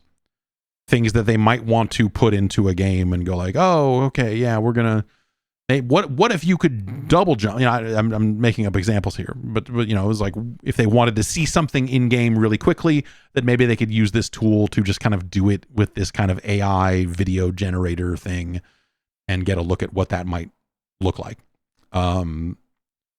That's mostly how they pitched it. There was also this sidebar where they tried to tie this model to game preservation and say like, oh, well, you know, aging hardware is going to make it harder and harder for old video games to be played. But what if we trained a model on a classic game and then you could just play it with AI generating it on the fly instead of having to, you know, emulate it and make it run. And, you know, I spent a good chunk of time last week dissecting why that's a fucking not how any of this works. And so you can go back and listen to that from last Wednesday. That's on the Patreon. Again, that's patreon.com/Jeff Gerstmann. If you want to, I watched the video that they put out and we talk about it there. So,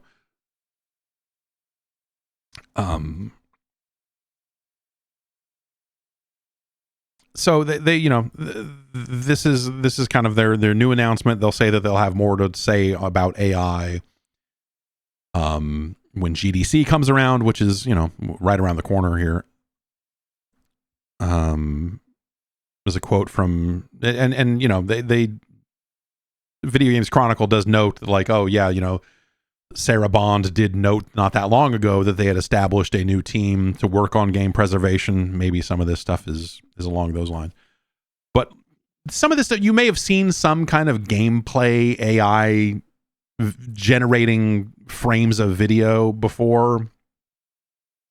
The difference between this and what that was is you saw something that was like very Minecraft-like, or, you know, in some cases I think even Doom, but it was something that it was not aware of what the previous frames looked like.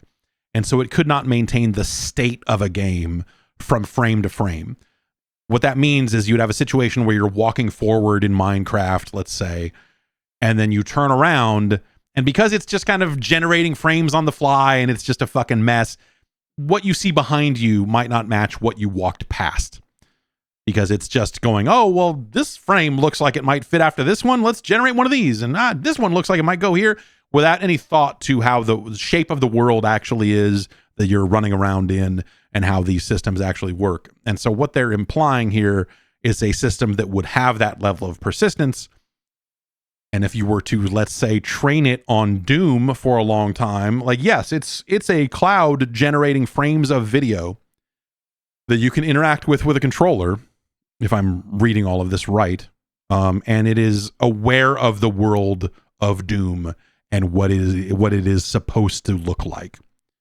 And so that is the idea about how it would be able to generate an entire game, is you feed it Doom and say, I want you to look at this game from every possible angle and generate whatever nodes or whatever the fuck you need to make this work as an AI thing. Sounds terribly inefficient, especially for a game like Doom, which literally runs on anything. But, you know, the idea being that you could also use it for more complicated games. There's probably more to it than that. Obviously, you know, a lot of numbers need to be kept track of, ammo counts or whatever, you know, that, you know, and a cloud-based thing would have to be able to maintain the state on that kind of crap as well. And, you know, this was initially pitched when in the video they put out as, like, again, something that developers would use as a tool to be like, you know, hey, real quickly, what would it look like if you could jump this high? Or what if the you know, laser beam on this gun was this wide instead of this wide? How would that feel? What would that look like? And the AI would be able to spit it out so that a creative director or somebody who, you know, could sit there and mess with it immediately, instead of taking a team and saying, go for 2 weeks and make the laser wider, and then we'll test it and see if we like it or not. And, you know, like, that would be the idea.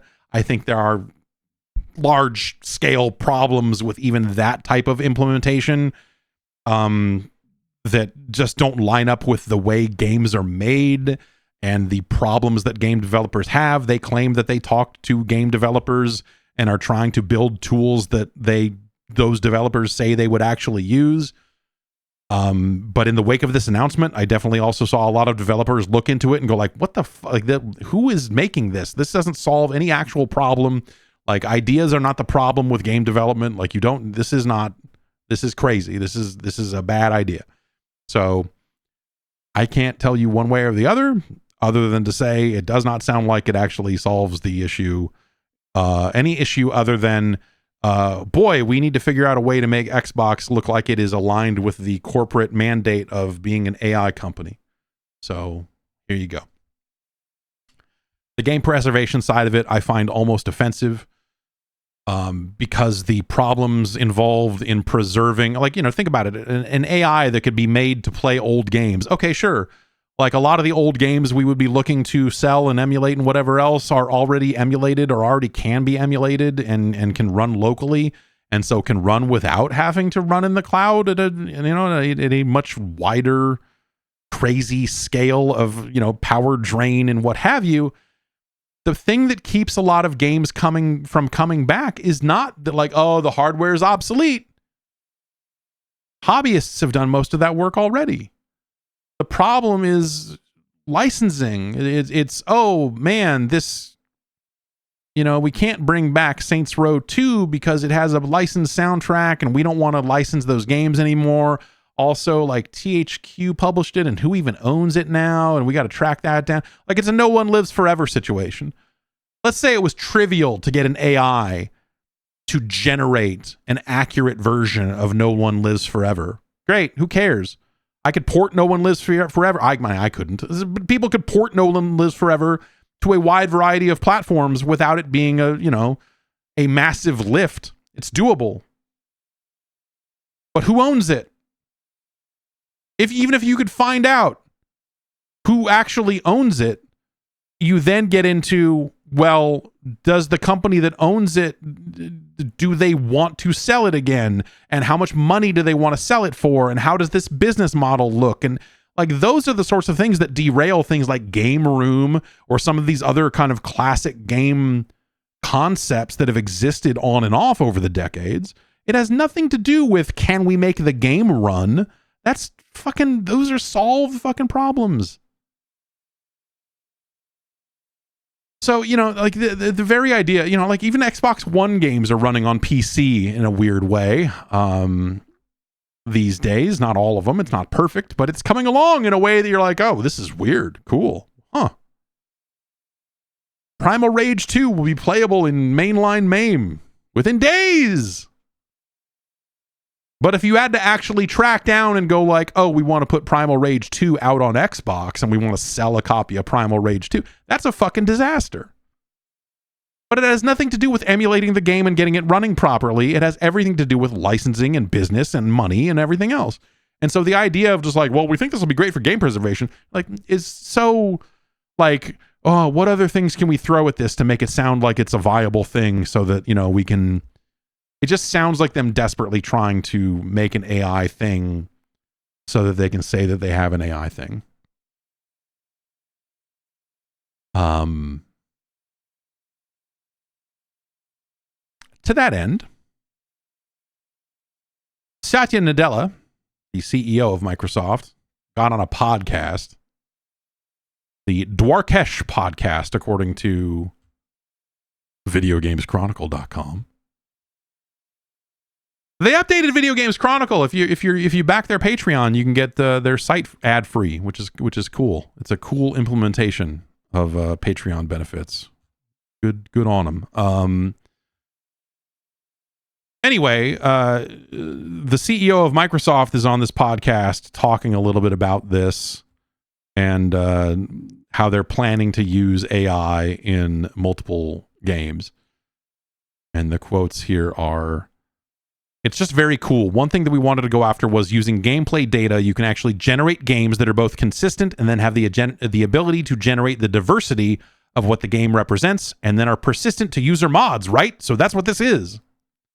Which is a great line of like barely anything. The cool thing is what I'm excited about is we're going to have a catalog of games soon that we will start using these models, or we're going to train these models to generate and then start playing them. In fact, when Phil Spencer first showed it to me, where he had an Xbox controller and this model basically took the input and generated the output based on the input, and it was consistent with the game, which, you know, anytime you're doing full-on quotes of people on a podcast, they all sound like this. So give him a little bit of leeway, but also, what? And that to me is a massive, massive moment of wow. It's kind of like the first time we saw ChatGPT complete sentences, or Dolly draw, or Sora. This is kind of one such moment. Yeah, I don't know. I mean, so, you know, hey, guess what? The CEO who hitched the entire company's wagon to AI and heavily invested in OpenAI and all of this stuff is out there talking it up. Of course he is. He's dumped a bunch of the company's money into it. Everyone seems to think that this is about to fucking go down. Like, I don't know when, like, Nvidia's got their investor stuff happening. I think, is it this week? Like, they've got financials, and everyone, the pre-reporting on the financials is everyone just looking at it and going like, I think it's going to be bad, dude. And there was another indicator that Microsoft was maybe slowing down some of the builds on their data centers, which, if you were full speed ahead on AI and you were anticipating massive demand for AI, and AI is the next big thing and it's massive, you're going to need more data centers. And so some of this adds up to like, oh shit, is this going to happen? Is this actually about to crumble? But yeah, Shiny posted on the Discord. There's also a Yahoo Finance article taking some quotes where the headline is good. It's Microsoft CEO admits that AI is generating basically no value. Yep. Now I might slide the word yet onto that because I bet that that's what he said. But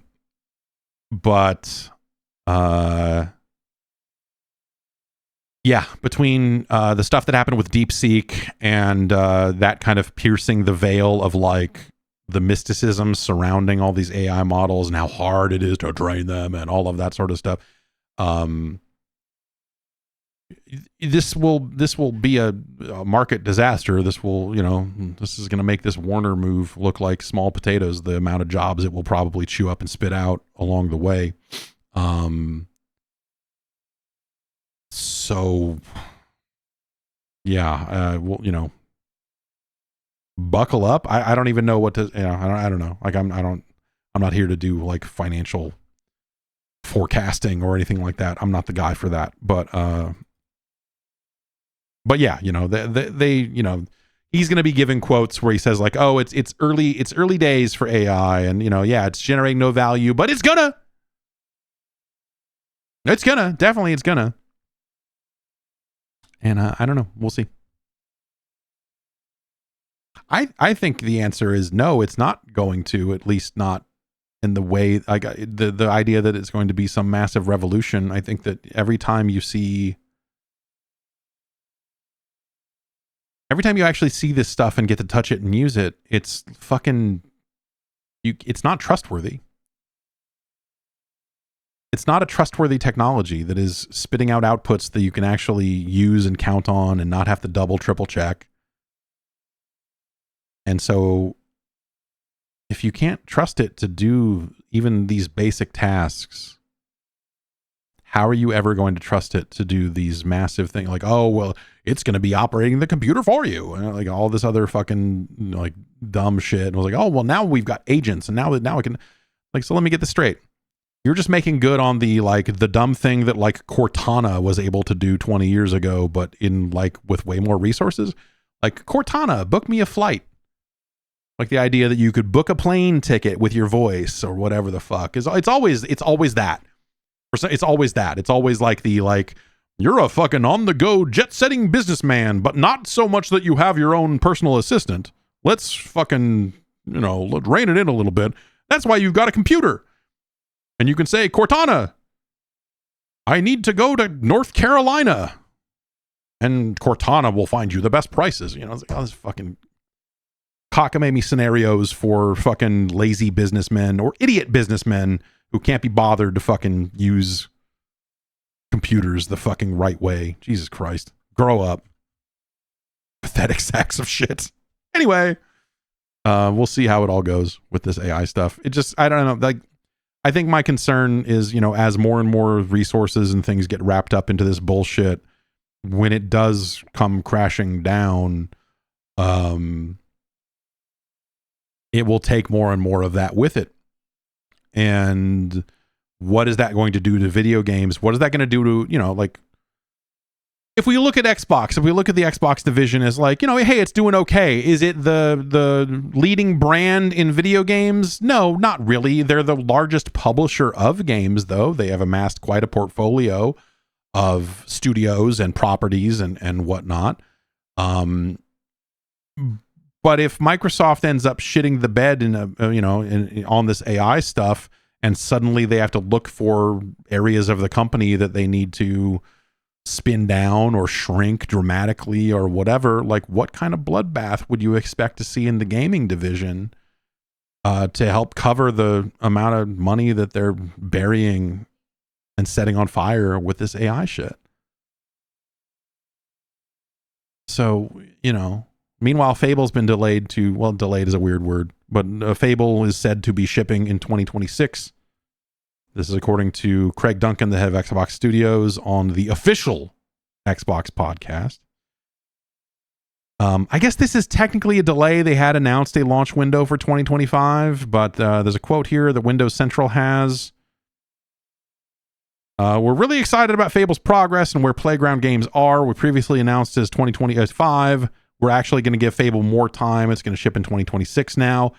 Well, I know that's not maybe the news people want to hear. What I want to assure people is that it's definitely worth the wait. They put out a little bit of footage with it as well, and I don't know that, you know, they're labeling it as like pre-alpha footage or something. So it's like they're trying to caveat the shit out of it. I guess it makes sense to put out some kind of asset alongside the delay because they've not shown it so much that they probably need to put something out just to say, see, it's a video game.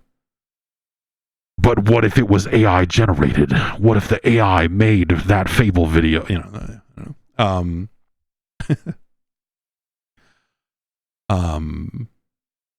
don't know. Like, I think if you look at the Xbox slate for 2025 and you look at the very real thing that the companies are doing right now of waiting for GTA 6 to announce a release date before they commit to anything, I think that giving Fable more time is not the worst idea in the world. I mean, could they use it? I don't know.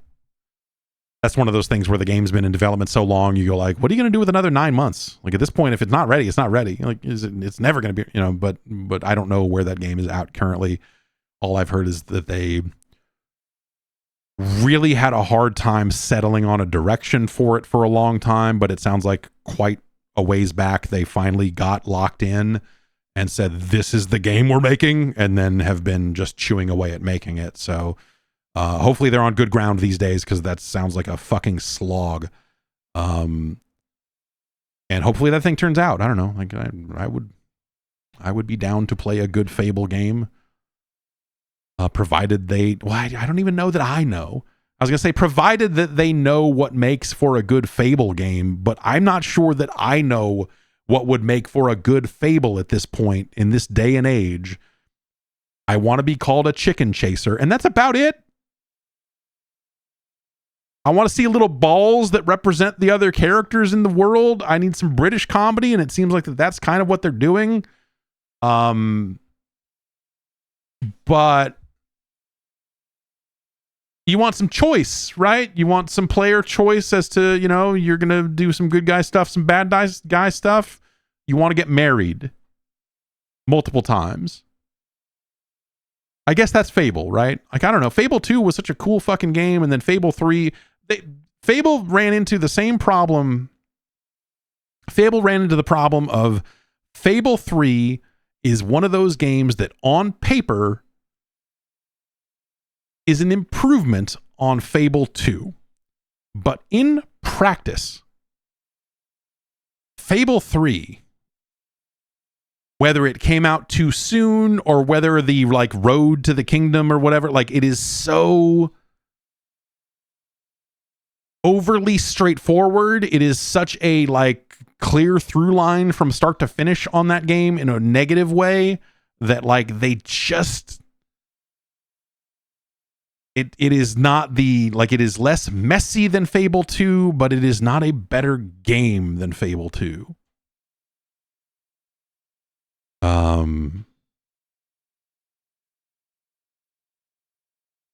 So yeah, but also I have no idea. I don't know what you do with Fable at this point. The trailers have looked okay. This gameplay they put out looks okay. And hopefully hopefully that thing will come together and cool, right? Circana's Matt Piscatella put out his kind of monthly drop of numbers. He's got the January 2025 numbers. Circana, if you have forgotten, is what they renamed NPD. If you're used to tracking sales and other things in the video game industry, at some point they stopped calling it NPD. I think there's a couple of interesting numbers here.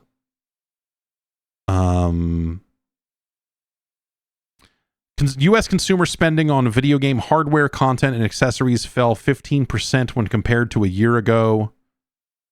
It is technically 0.3% ahead of January 2023, but if we go year over year for 2024, January is down quite a bit.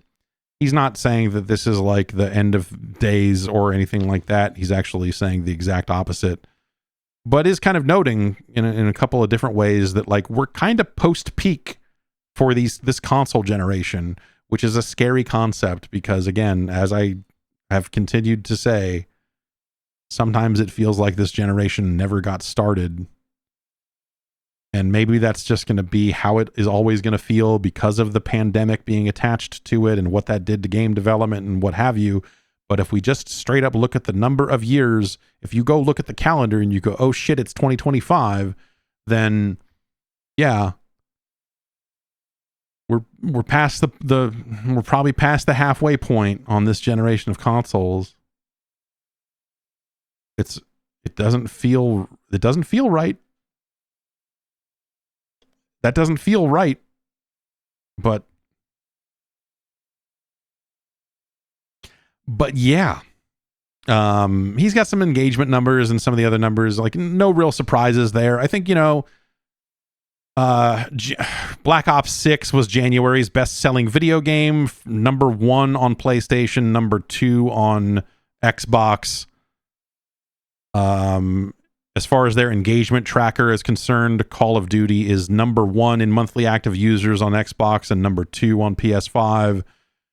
I think, again, all of we spent so much time talking about like, oh, what's it going to mean for Call of Duty to come to Game Pass?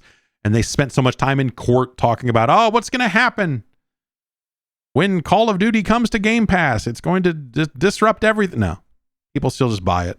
People still just fucking buy it. Even on Xbox, where they could be just subscribing to Game Pass, they are still just buying it. Which I guess if you only play one game a year is probably the right way to do it, money-wise, if you think about it. But you still got to pay for Xbox Live Gold, and then, well, I don't know. I'm not ready to have the conversation yet again of is Game Pass a good deal, yes or no. But I don't. Yeah, I guess I don't have the answer to that question anymore. It seems like they have a good number of games. There was like a Verge article that was like, Game Pass, what happened? It was supposed to be the Netflix of games, but it's not. And what happened? I think it was a podcast that they did. And I did not go and listen to the podcast, but it was this idea of just like, I don't, maybe it was foolish to expect because I guess the thing my answer to that question again in the podcast is much longer than this and gets into more topics. So I'm not responding to that article per se, but I think if you do think about like what happened to Game Pass, it's not the Netflix of games. The thing I'd say is actually maybe it kind of is because dude, Netflix sucks. They don't have all of the biggest movies on day one. Like, you know, Game Pass does a much better job of having big games on the first day that they're available. Like Call of Duty, they have the biggest game in the world on the first day that it's available. Netflix doesn't have an equivalent of that at all. I canceled Netflix because I was in a hotel room and I needed to see Fast and the Furious Tokyo Drift really, really badly. I needed it bad. I was in a rough. It was at PAX, and I was just mentally in a fucking rough fucking place for whatever reason. And I was like, I need to watch Tokyo Drift right now. And I loaded up Netflix, and Netflix did not have Tokyo Drift. This was years after the film's release. It had been on there at a certain point and had cycled out. And I canceled it right then and there. I was like, if you don't have the fucking thing I need when I need it, this service is fucking useless. Fuck Netflix. And, you know, you see Netflix go in this continuing direction of like trying to have their own content and trying to market their own material. Obviously, they just got into bed with the WWE. And so now they're the home for that. And Squid Game, you know, like they're trying to have their own shit, just the same as everybody else. Just the same as Apple has Severance and Yo Gabba Gabba Land, which is pretty good.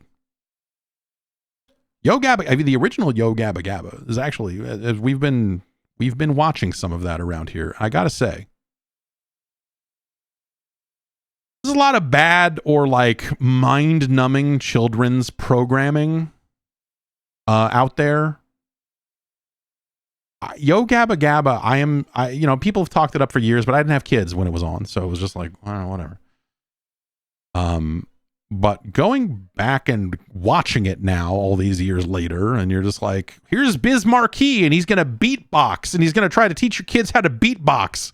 You're like, yeah, okay, what? Yes. What? Yes, my kids should know how to beatbox. This is stupid. Why don't they? Why don't they know how to beatbox?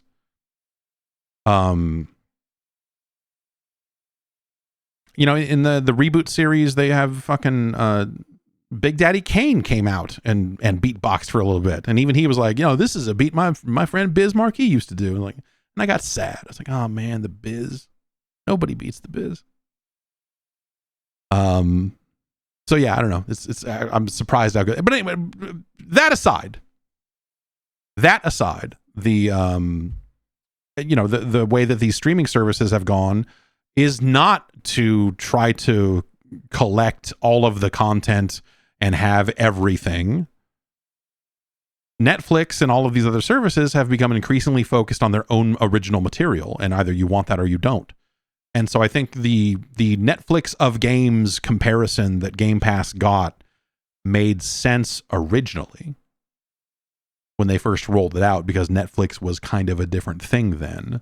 But I think as the Netflix business model has shifted and morphed into what it is today, and what all of these other streaming services are now, I think it really underscores how stupid it was for people to think of Game Pass as being this end all be all for all games.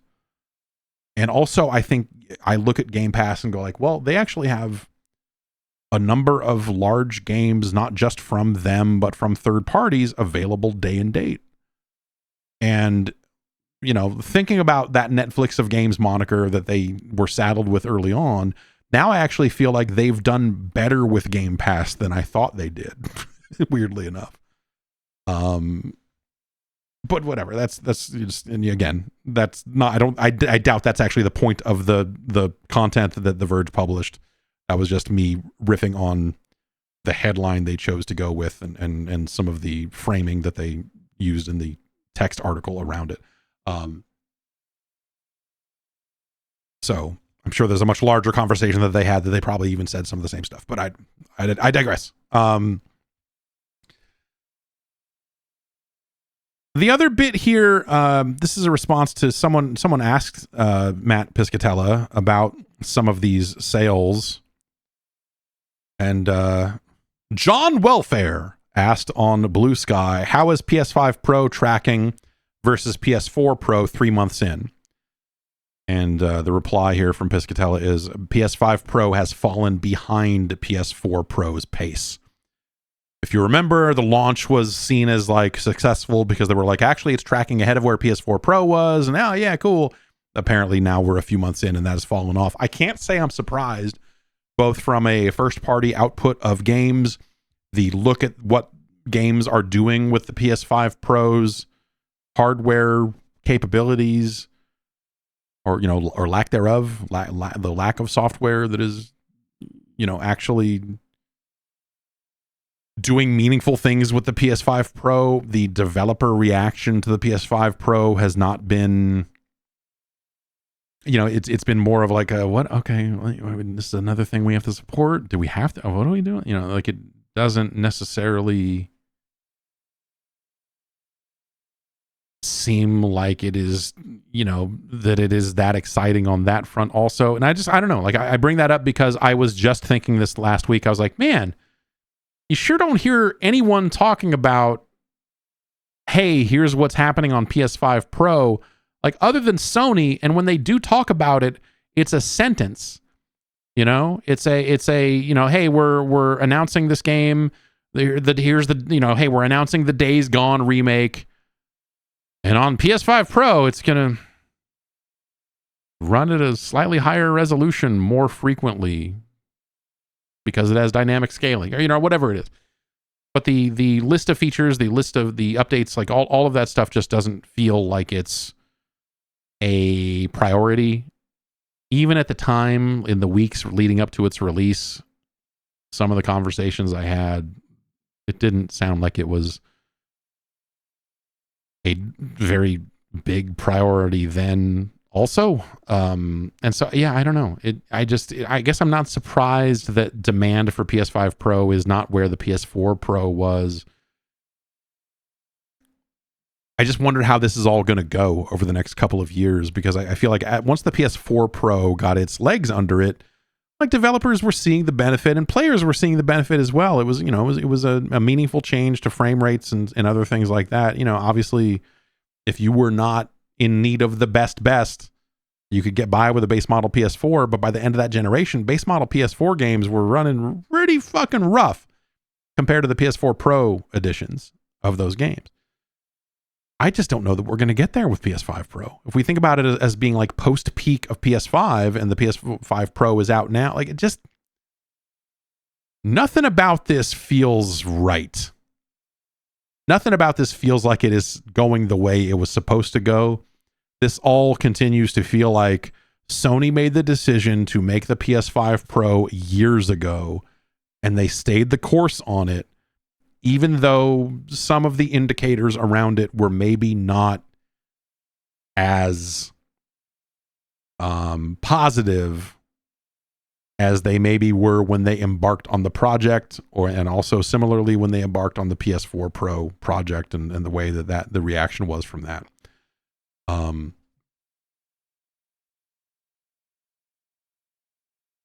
Yeah, just I am a PlayStation 5 Pro owner, and I don't know that I've seen anything on it that has been like, oh, I don't know that I've seen any like paragraphs of text detailing these updates in ways that make me go, well, I need to see that.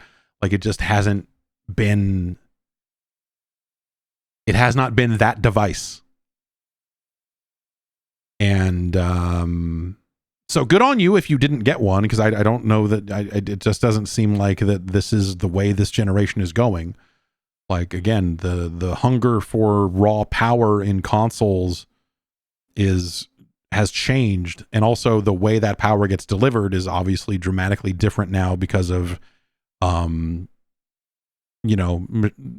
learning based upscalers and all of that. Even the raw power story has changed dramatically. Obviously Nvidia's new cards came out. People don't seem excited about them, but for like that's a harder reason to nail down, because it's very easy to be unexcited about a thing you can't find to buy in the first place, for anything close to the price that they claimed it would be. When they were like, hey, this card's going to be $2,000. Like, I literally said, like, oh, that's actually not too far off from the 4090, after the 4090 was marked up by scalpers. But good luck finding it at that price. And maybe by the time we get done with tariffs, maybe it'll never be available for that price. But But even those numbers seem like they come with the caveats of like, oh, well, yeah, frame generation's way better, but raw power, like those stories still seem really strange. It's just, again, whatever. I won't rehash the whole concept because we've been down this road a couple of times for a couple of different reasons over the last few months, coming out of GDC or coming out of CES rather.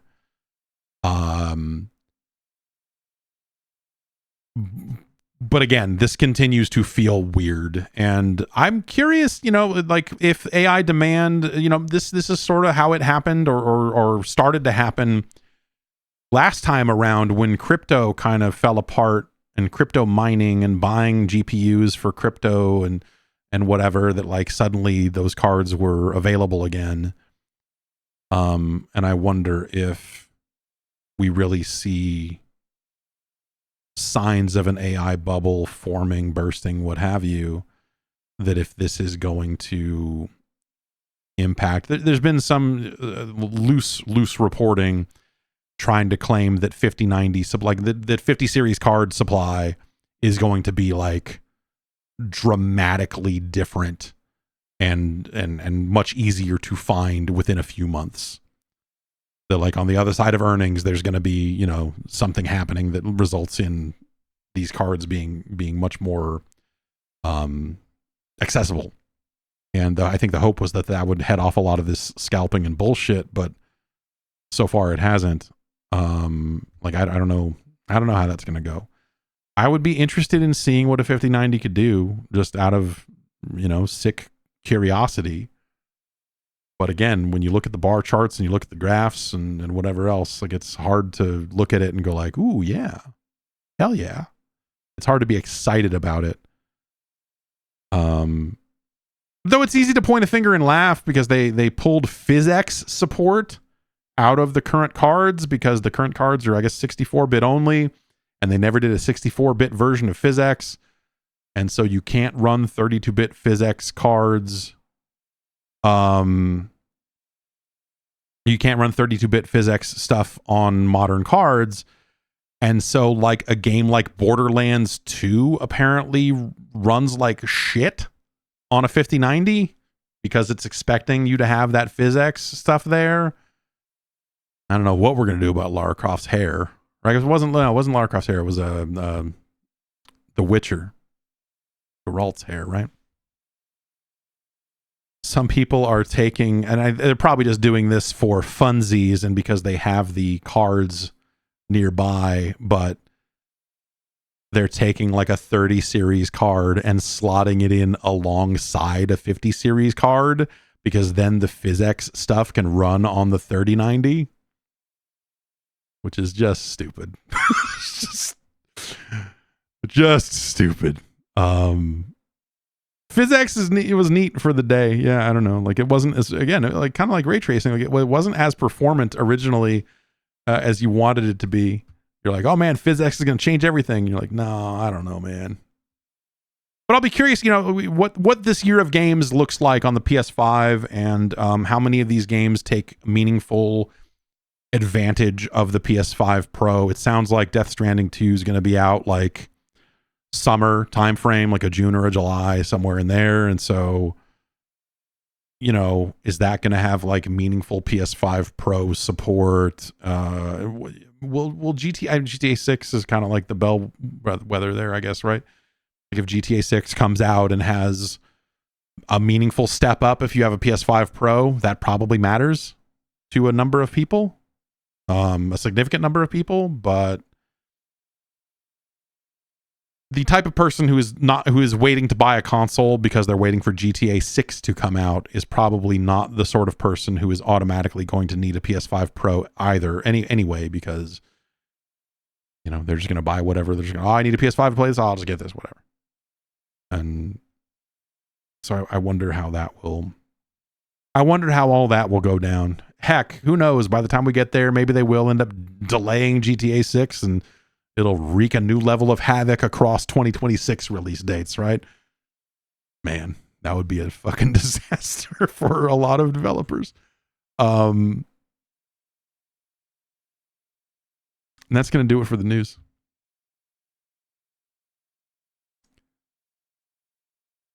Hibbity Bibbard says GTA 6 might be the last GTA game made in the working careers of the Housers. It better be good. Well, I guess Dan Houser did work on 6, right? I mean, he did his stuff on 6 before he left, right? But yeah, that's yeah, you know, that was the Switch conversation that came up. Andy Robinson from VGC posted something a few weeks ago saying like the Switch 2 is probably going to be the last Nintendo platform for Miyamoto and a lot of the guys that are around him from that era. Like a lot of them are getting close to retirement age or beyond, and the Switch 2 is going to come out and last 8 years. Like, you know, are those guys going to, how long are they going to go? What happens to Nintendo on the other side of it? I mean, I think they've been largely aware of that sort of stuff, and Nintendo is Nintendo. So I'm not saying that all work stops if Miyamoto is not around on a day-to-day basis. But it is it's an interesting thing to think about. Like, those guys have, you know, a guy like Shigeru Miyamoto has been in that type of spot of making vital video games, or having his name appear on some of the most vital video games that have ever been made. And he has been in those spots since the 80s. Since Donkey Kong, since Mario was just Jumpman, Miyamoto has been there doing something.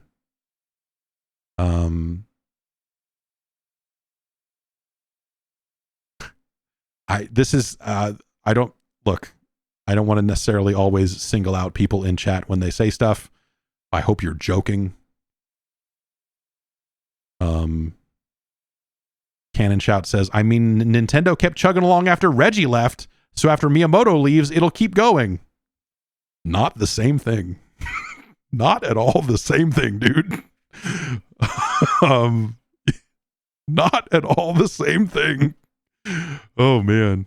Not even close to the same thing. That's it for the news. Let's get into the emails. Podcast@guard.bike. Yes, Nintendo will keep going, but that's not for the reason you cited. Boy. Wow.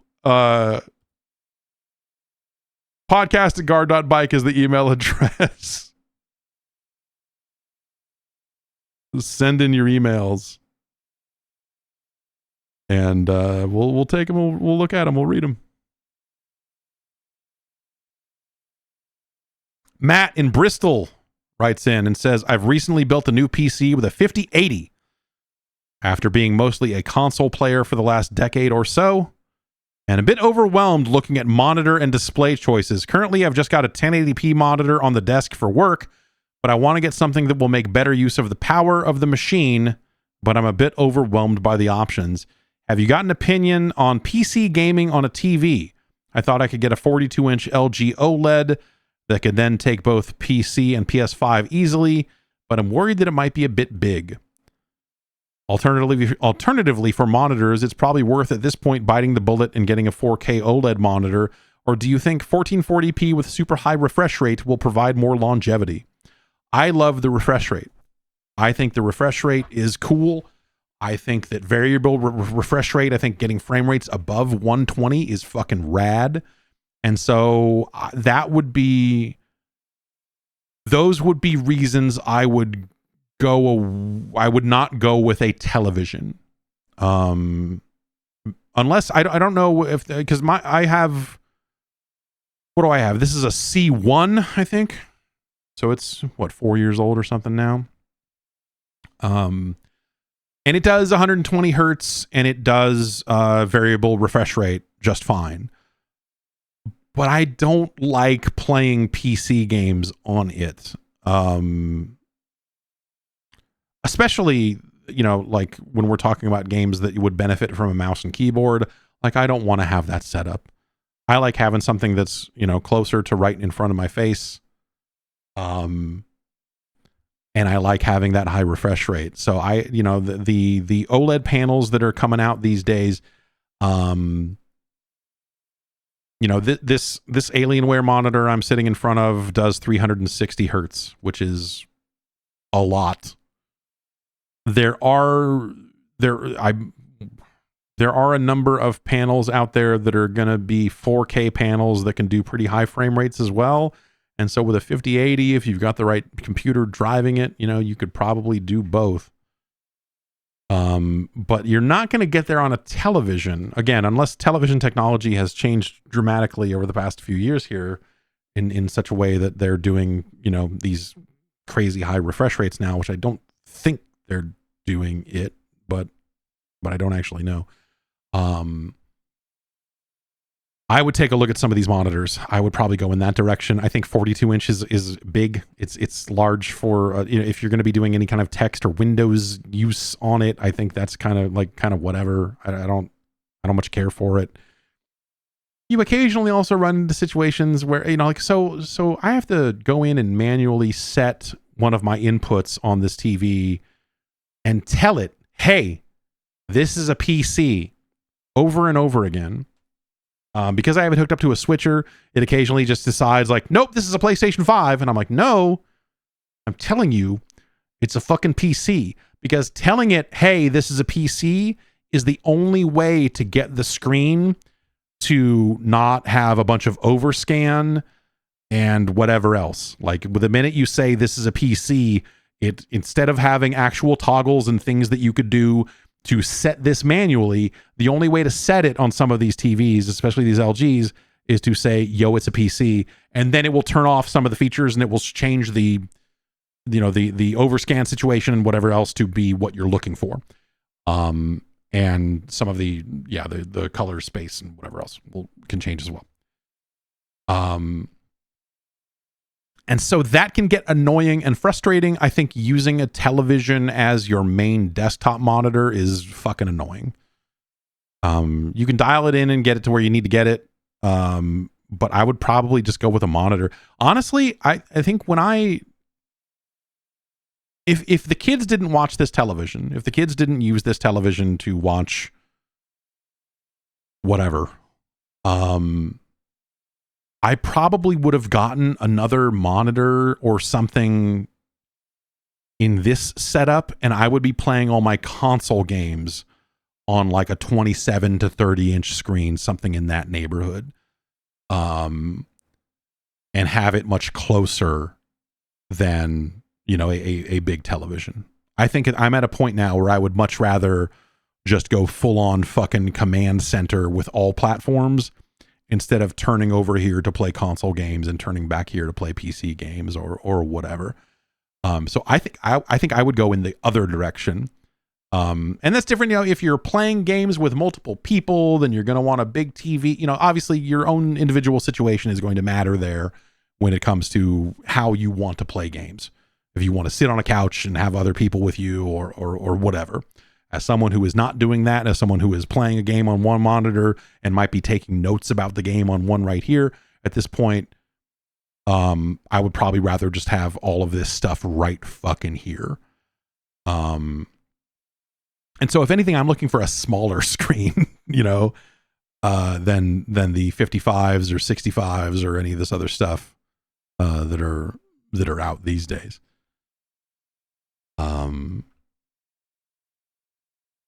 But I like the refresh rates. I think 1440p looks fucking fantastic. I have been pushing into 4K a little bit more for video and everything else, and looking at that on this television here, like you see it sometimes. But like I think I think I would much rather have a smaller television for console games than a larger monitor for PC games, if that's the trade-off. Tom from Sydney writes in and says, with the current resurgence of Ninja Gaiden, do you think it could possibly lead to a renewed interest in the Dead or Alive franchise? With games such as Stellar Blade, The First Descendant, and Marvel Rivals on the market, it seems that the objectification of characters is hot right now, with folks paying for scantily clad skins. Could fantastical bounce physics and ray tracing be a match made in heaven? Obviously, a new Dead or Alive would be swiftly followed up by Dead or Alive Extreme Beach Volleyball 4.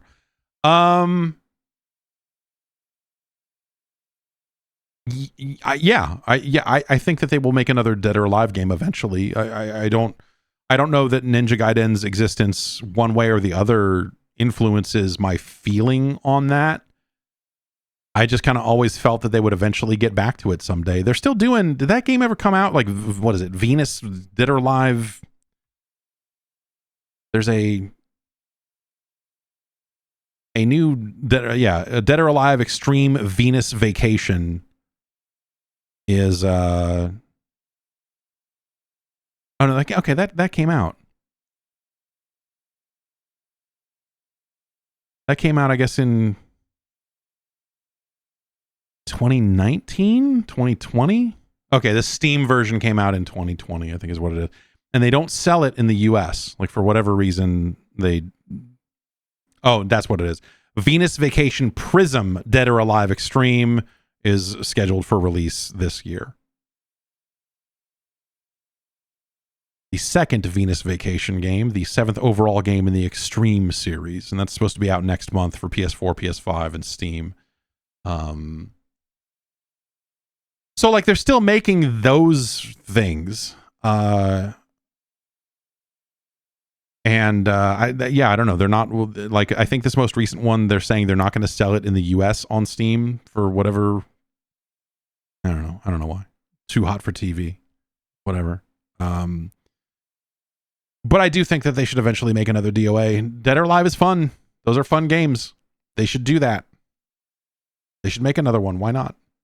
I'd like to see some of those characters. I'd like to see a couple of those characters find their way into Virtua Fighter. Like, return the favor. Do some DOA guest characters in VF6 or something. That'd be cool. They'd played, you probably wouldn't do the reversal stuff the same way that DOA does it, but they should do that. Harris Foster just got engaged. Congratulations. And sent in this email. On our trip, my fiance and I, congratulations on typing fiance and putting the thing over the E, agreed we'd have one day to go off on our own to do whatever we wanted. For me, that was game centers, coin pushers, and buying PlayStation 1 GunCon controllers with hopes that they don't get flagged by the TSA. You've mentioned that you want to go back to Japan, so I'm curious, how would you spend a day in Tokyo? Are there any places you'd want to visit or food you'd want to eat? I would get some beef bowls. Like nothing, like, maybe a curry or something like that. Like,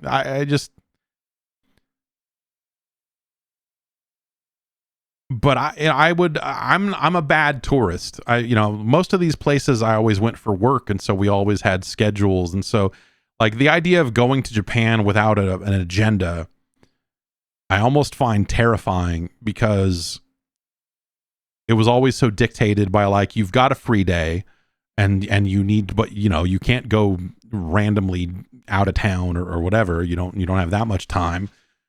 And so, we would spend half day here, half day here, there, depending on the schedule. We'd be running to Akihabara, or we'd be running around Shinjuku most often, just buying games. That's all I wanted to do there. That's all I ever wanted to do there, was buy more games. I wanted to go look at every fucking weird hole in the wall used fucking game store. I want to go to G-Front, which sells arcade shit. And I want to look at fucking Adamus Wave boards. I want to, I want to go to that Tower Records in Shinjuku that's fucking huge and buy a bunch of random albums from artists I've never heard of. And like import versions of CDs I care about, because I don't know if it's this way anymore, but it was always like there were always like one or two bonus tracks on the Japanese versions of CDs. But yeah, it'd be cool to see a wrestling show if Tokyo Joshi Pro was putting on a show. I would want to try to see that. That would be cool as hell. That would be cool as hell to see. But yeah, it would always be, I'm going to go look for as many fucking PC Engine CD games as I can find, and I'm gonna and just like, you know, you'd have these situations where, especially in Akihabara, because there were like 5 stores on one street, and so you'd see something and go like, that's cool. On our way back, maybe I'll get this because maybe we'll find it for less money at the next store. And so it became this process of keeping all these prices in your head like a sicko, because you're you know, and remembering on the way back, like, oh, we gotta go back to that one place, the one with it was on the 5th floor, and they did the no, not the one with the nose play with fellatio videos. Two stores down from that is the video game place. We need to go there, and we need to get some goddamn video games, and then go up the 2 flights to get the videos that we need. And so the trips always went like that, and so it was always, I always felt very soulless. It felt very like, wow, there's a lot of stuff here in Japan. There's things here that are older than anything I've ever seen before in my life. That I've ever seen in the United States, probably. I guess maybe I've seen some dinosaur bones in the United States. Those are pretty old, but I mean, human created stuff. This stuff, there's a lot of temples and a lot of things you could go look at that are old as hell, and you go look at them and go like, huh. But what if instead I fucking went and bought a bunch of airsoft guns and Nintendo tapes? That'd be cool. What if I bought a Famicom disk system? Because that would be awesome to have. And so it always became this very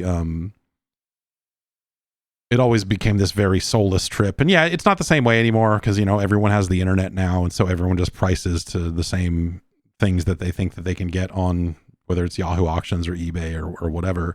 You have a lot of Japanese sellers on eBay now that are just selling the things they find that way, because they know they can mark it up to people in the US. The exchange rate helps with that quite a bit, because the exchange rate is so fucking nuts in our favor that, like, you can still do that to a certain extent, but yeah, it's not what it was. I remember, you know, there would be a lot of the further outside of Tokyo you would get, the prices would get better, obviously, and then the selections would be less picked over and whatever. But I imagine that even that's not quite the same way.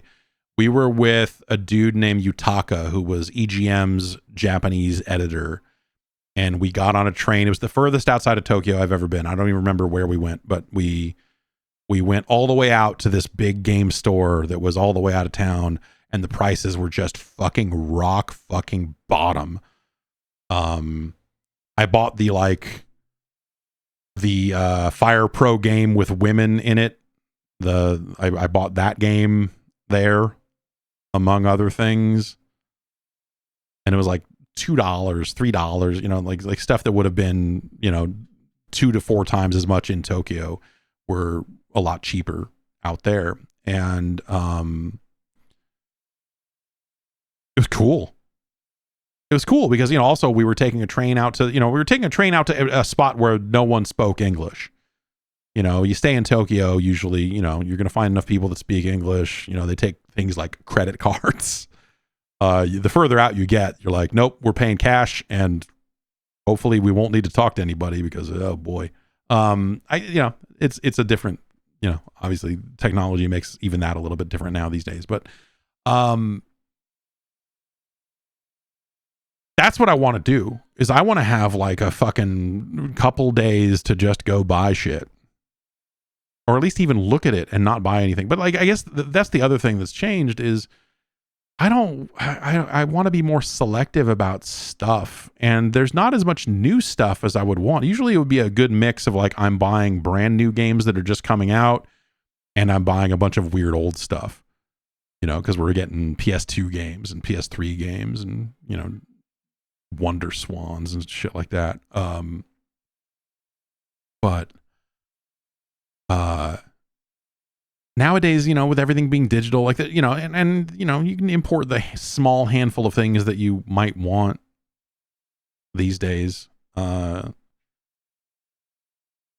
it's a different it's a different experience, I guess. Like a lot of things around that have changed, and also my view on having all of that stuff has changed. I don't want more stuff. There's a very limited number of games that I feel like I would want to continue to own physical copies of these games. The existence of the Mister and you know, flash carts being what they are these days. Like so much of that stuff has come so far in the years since. ODEs, obviously. The idea of going to Japan and buying like a PlayStation 1 disc is crazy. I probably already have it here in some form. You know, it's not, there's no reason to do that. And so, you know, you unless you're being a weird collector, or unless you're like getting things because you intend to resell them, which I don't want to do that either. That sounds like a pain in the ass. But like that was what you used to see, is you would go to TGS and you would try to go as early as you could. You would try to get there as many days before the show as possible. You know, as much as the company would let you go, you know, because the company's paying for the hotels and all the other stuff. So you'd be like, oh, we're going to try and do some interviews ahead of the show. So we're going out 4 days early. And you're like, word. 4 days early. All right. As soon as we land, I'm fucking going to this store, and this store, and I'm buying all this stuff before it gets picked over by all the foreigners. And sometimes you even got there before they marked the prices up, because they know that TGS is coming. They know that people are flying over from other parts of the world. And so they know to mark their games up a little bit. Even then, nowadays, it's totally different. Nowadays, it's marked up all the time because they know. One day we thought we got there early, and I remember walking into the store and walking to the back where a lot of the PC Engine stuff was, and there were these two German dudes, and one was holding a stack of discs. It was like 30 discs high, and he's just holding it, and the other guy is just looking at the shelves, and he's just pulling things off the shelves and adding it to the stack, and he's looking at the prices and going, oh yeah. And so they're just like, they're pulling the shelves fucking dry. And you're just looking at it and you're going like, fuck. 5 days next time. Next time, 5 days early. Then we'll get them.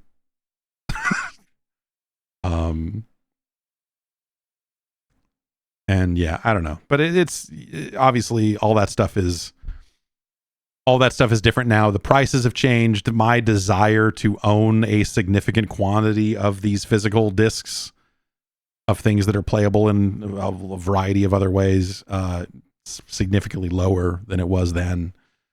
And so, yeah, I don't know. I don't know what I would actually want, you know? I don't have a good answer. You know, there's certain games over the years that are like meaningful to me for a variety of reasons, but like I have a lot of that stuff already. So it's like, well, what do I, you know, the Adamus Wave games are fairly well emulated in Flycast. And so buying an Adamus Wave board and wiring it up to a super gun or whatever like that, you know, that doesn't seem, you know, getting a Naomi 2 board so I can play Virtua Fighter 4. That was something I was staring really hard at one, and this is when VF4 was the most recent game in the series. And so like I'm in a store staring at a VF4 board and going like, I should just fucking buy this. And I'm looking at it and it was like $4,000 or something. And I'm like, yeah, but what if I just fucking bought this? That'd be sick. And I would have gotten it back. I would have had trouble hooking it up to anything because it was a very long time ago. And you know, the RetroTink 4K didn't exist then. Let alone, you know, increasingly easy to use super guns and everything that make that a much easier process. So yeah, I don't know. I don't know what I would look for these days, but that's all the stuff that I always wanted, and that's stuff that even if I didn't buy a lot of it, I would love to go and stare at it. I would love to go look at all that stuff and go, yeah, look at all this cool shit. That's like going to something like California Extreme, and you know, 'cause there's a billion ways to play so many of those arcade games nowadays. You know, so you look for the arcade games that are hard to play in their original form, where you get something like a Warlords, where it's like, where are you going to play a 4-player game of Warlords these days? You know, on original spinners and everything. Like, yeah, you could go get all the parts and do it. It's not impossible. But realistically, you're just not going to do that. But like going to these shows and being like, they've got a Double Dragon 2 cabinet. Like, I don't need, there are a lot of ways to play Double Dragon 2 in this very room, So the idea of like, I need to go play the real Double Dragon 2. I don't need that. So again, the number of games that fall outside of that category are smaller all the time. So, I'd probably end up just buying some silly Japanese CDI and 3DO discs on a whim. You just look at them and go like, yeah, I should get this. I should have one of these. That's cool. That sort of stuff, like this is a cool box cover. And yeah, sure, I have other ways to play this game that don't involve me owning this disc, but I would like to look at this from time to time and go, yeah. That's why I love owning. I think the art on some of the Famicom Disk System games is great. Like, I love owning a disc copy of Metroid and, of course, Super Mario Brothers 2, because those were games that at the time seemed unattainable in that format, or in their original format. Metroid with the real music, quote unquote. Metroid with saves instead of passwords. It was such a crazy concept at the time that, like, years later when I bought that, again, it was already relatively trivial to play some of that stuff other ways, but being able to have the physical discs and all that, that's why I would love to buy like a PC-88 or an MSX or whatever, but like an MSX is a nightmare because the games are so fucking expensive. And so you're like, well, am I going to get an MSX and then find a flash cart for an MSX? Am I going to find, and so like, yeah, I could get an X68K, but the discs are like $200 a piece. And so am I going to go buy a copy of Mr. Do and Mr. Do's Castle on a floppy disk for $160 off eBay? I almost did, just because the box art looked cool. And I was like, it'd be cool to have this. And I was like, no, that's what? No, this is a terrible way to spend money. What the fuck are you talking about? And so, that always, the reason why I would want to buy some Japanese computers is because there are Japanese computers that I don't feel like I've got a firm handle on how they operate. Because I've never seen a real one in person. Because I've never used a Japanese keyboard with it. Or the official real keyboard with it. And so the idea of getting a PC-88, an X68K, or like even an MSX. Like, yeah, it'd be cool to have an FM Towns Marty. It'd be cool to have a Marty. They make ODEs for the Marty, and you can do that for sure. But like, what am I gonna do with it? Or how long am I gonna get use out of an FM Towns Marty before I'm like, you know what, the emulators here. And the problem with the Marty, well, you would need to get an ODE both for the CD drive and for the floppy drive because some games used both. But I want to own a copy of Super Mario Brothers Special for the PC-88 specifically, and I would love to have a way to play it. That'd be cool too. But I want to own a copy of that game. But every time you see the game show up on eBay or whatever, it's like $200, and you're just like, no, fuck this. That's stupid. Why would I do this? Why would I pay that kind of money for this? Or I would want one in like better shape. Presentable presentation shape or something. And then you're just getting into a weird thing like, well, I need boxed copies of old Japanese computer games. And you're like, yeah. I would look around. I would spend a day in Japan looking for a good, clean copy of Super Mario Brothers Special. That's probably what I would do. To answer your question. That's going to do it for the show. Congratulations, Harris.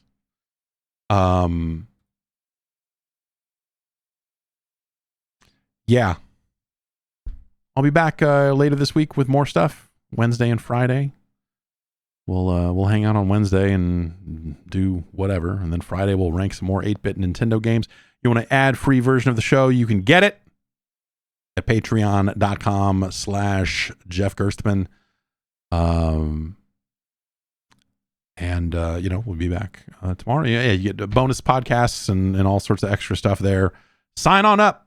You can even sign up for free, and there'll be some free updates as to like, hey, this video showed up on YouTube, or some occasional scribblings from me about various topics will come your way, even if you sign up for free.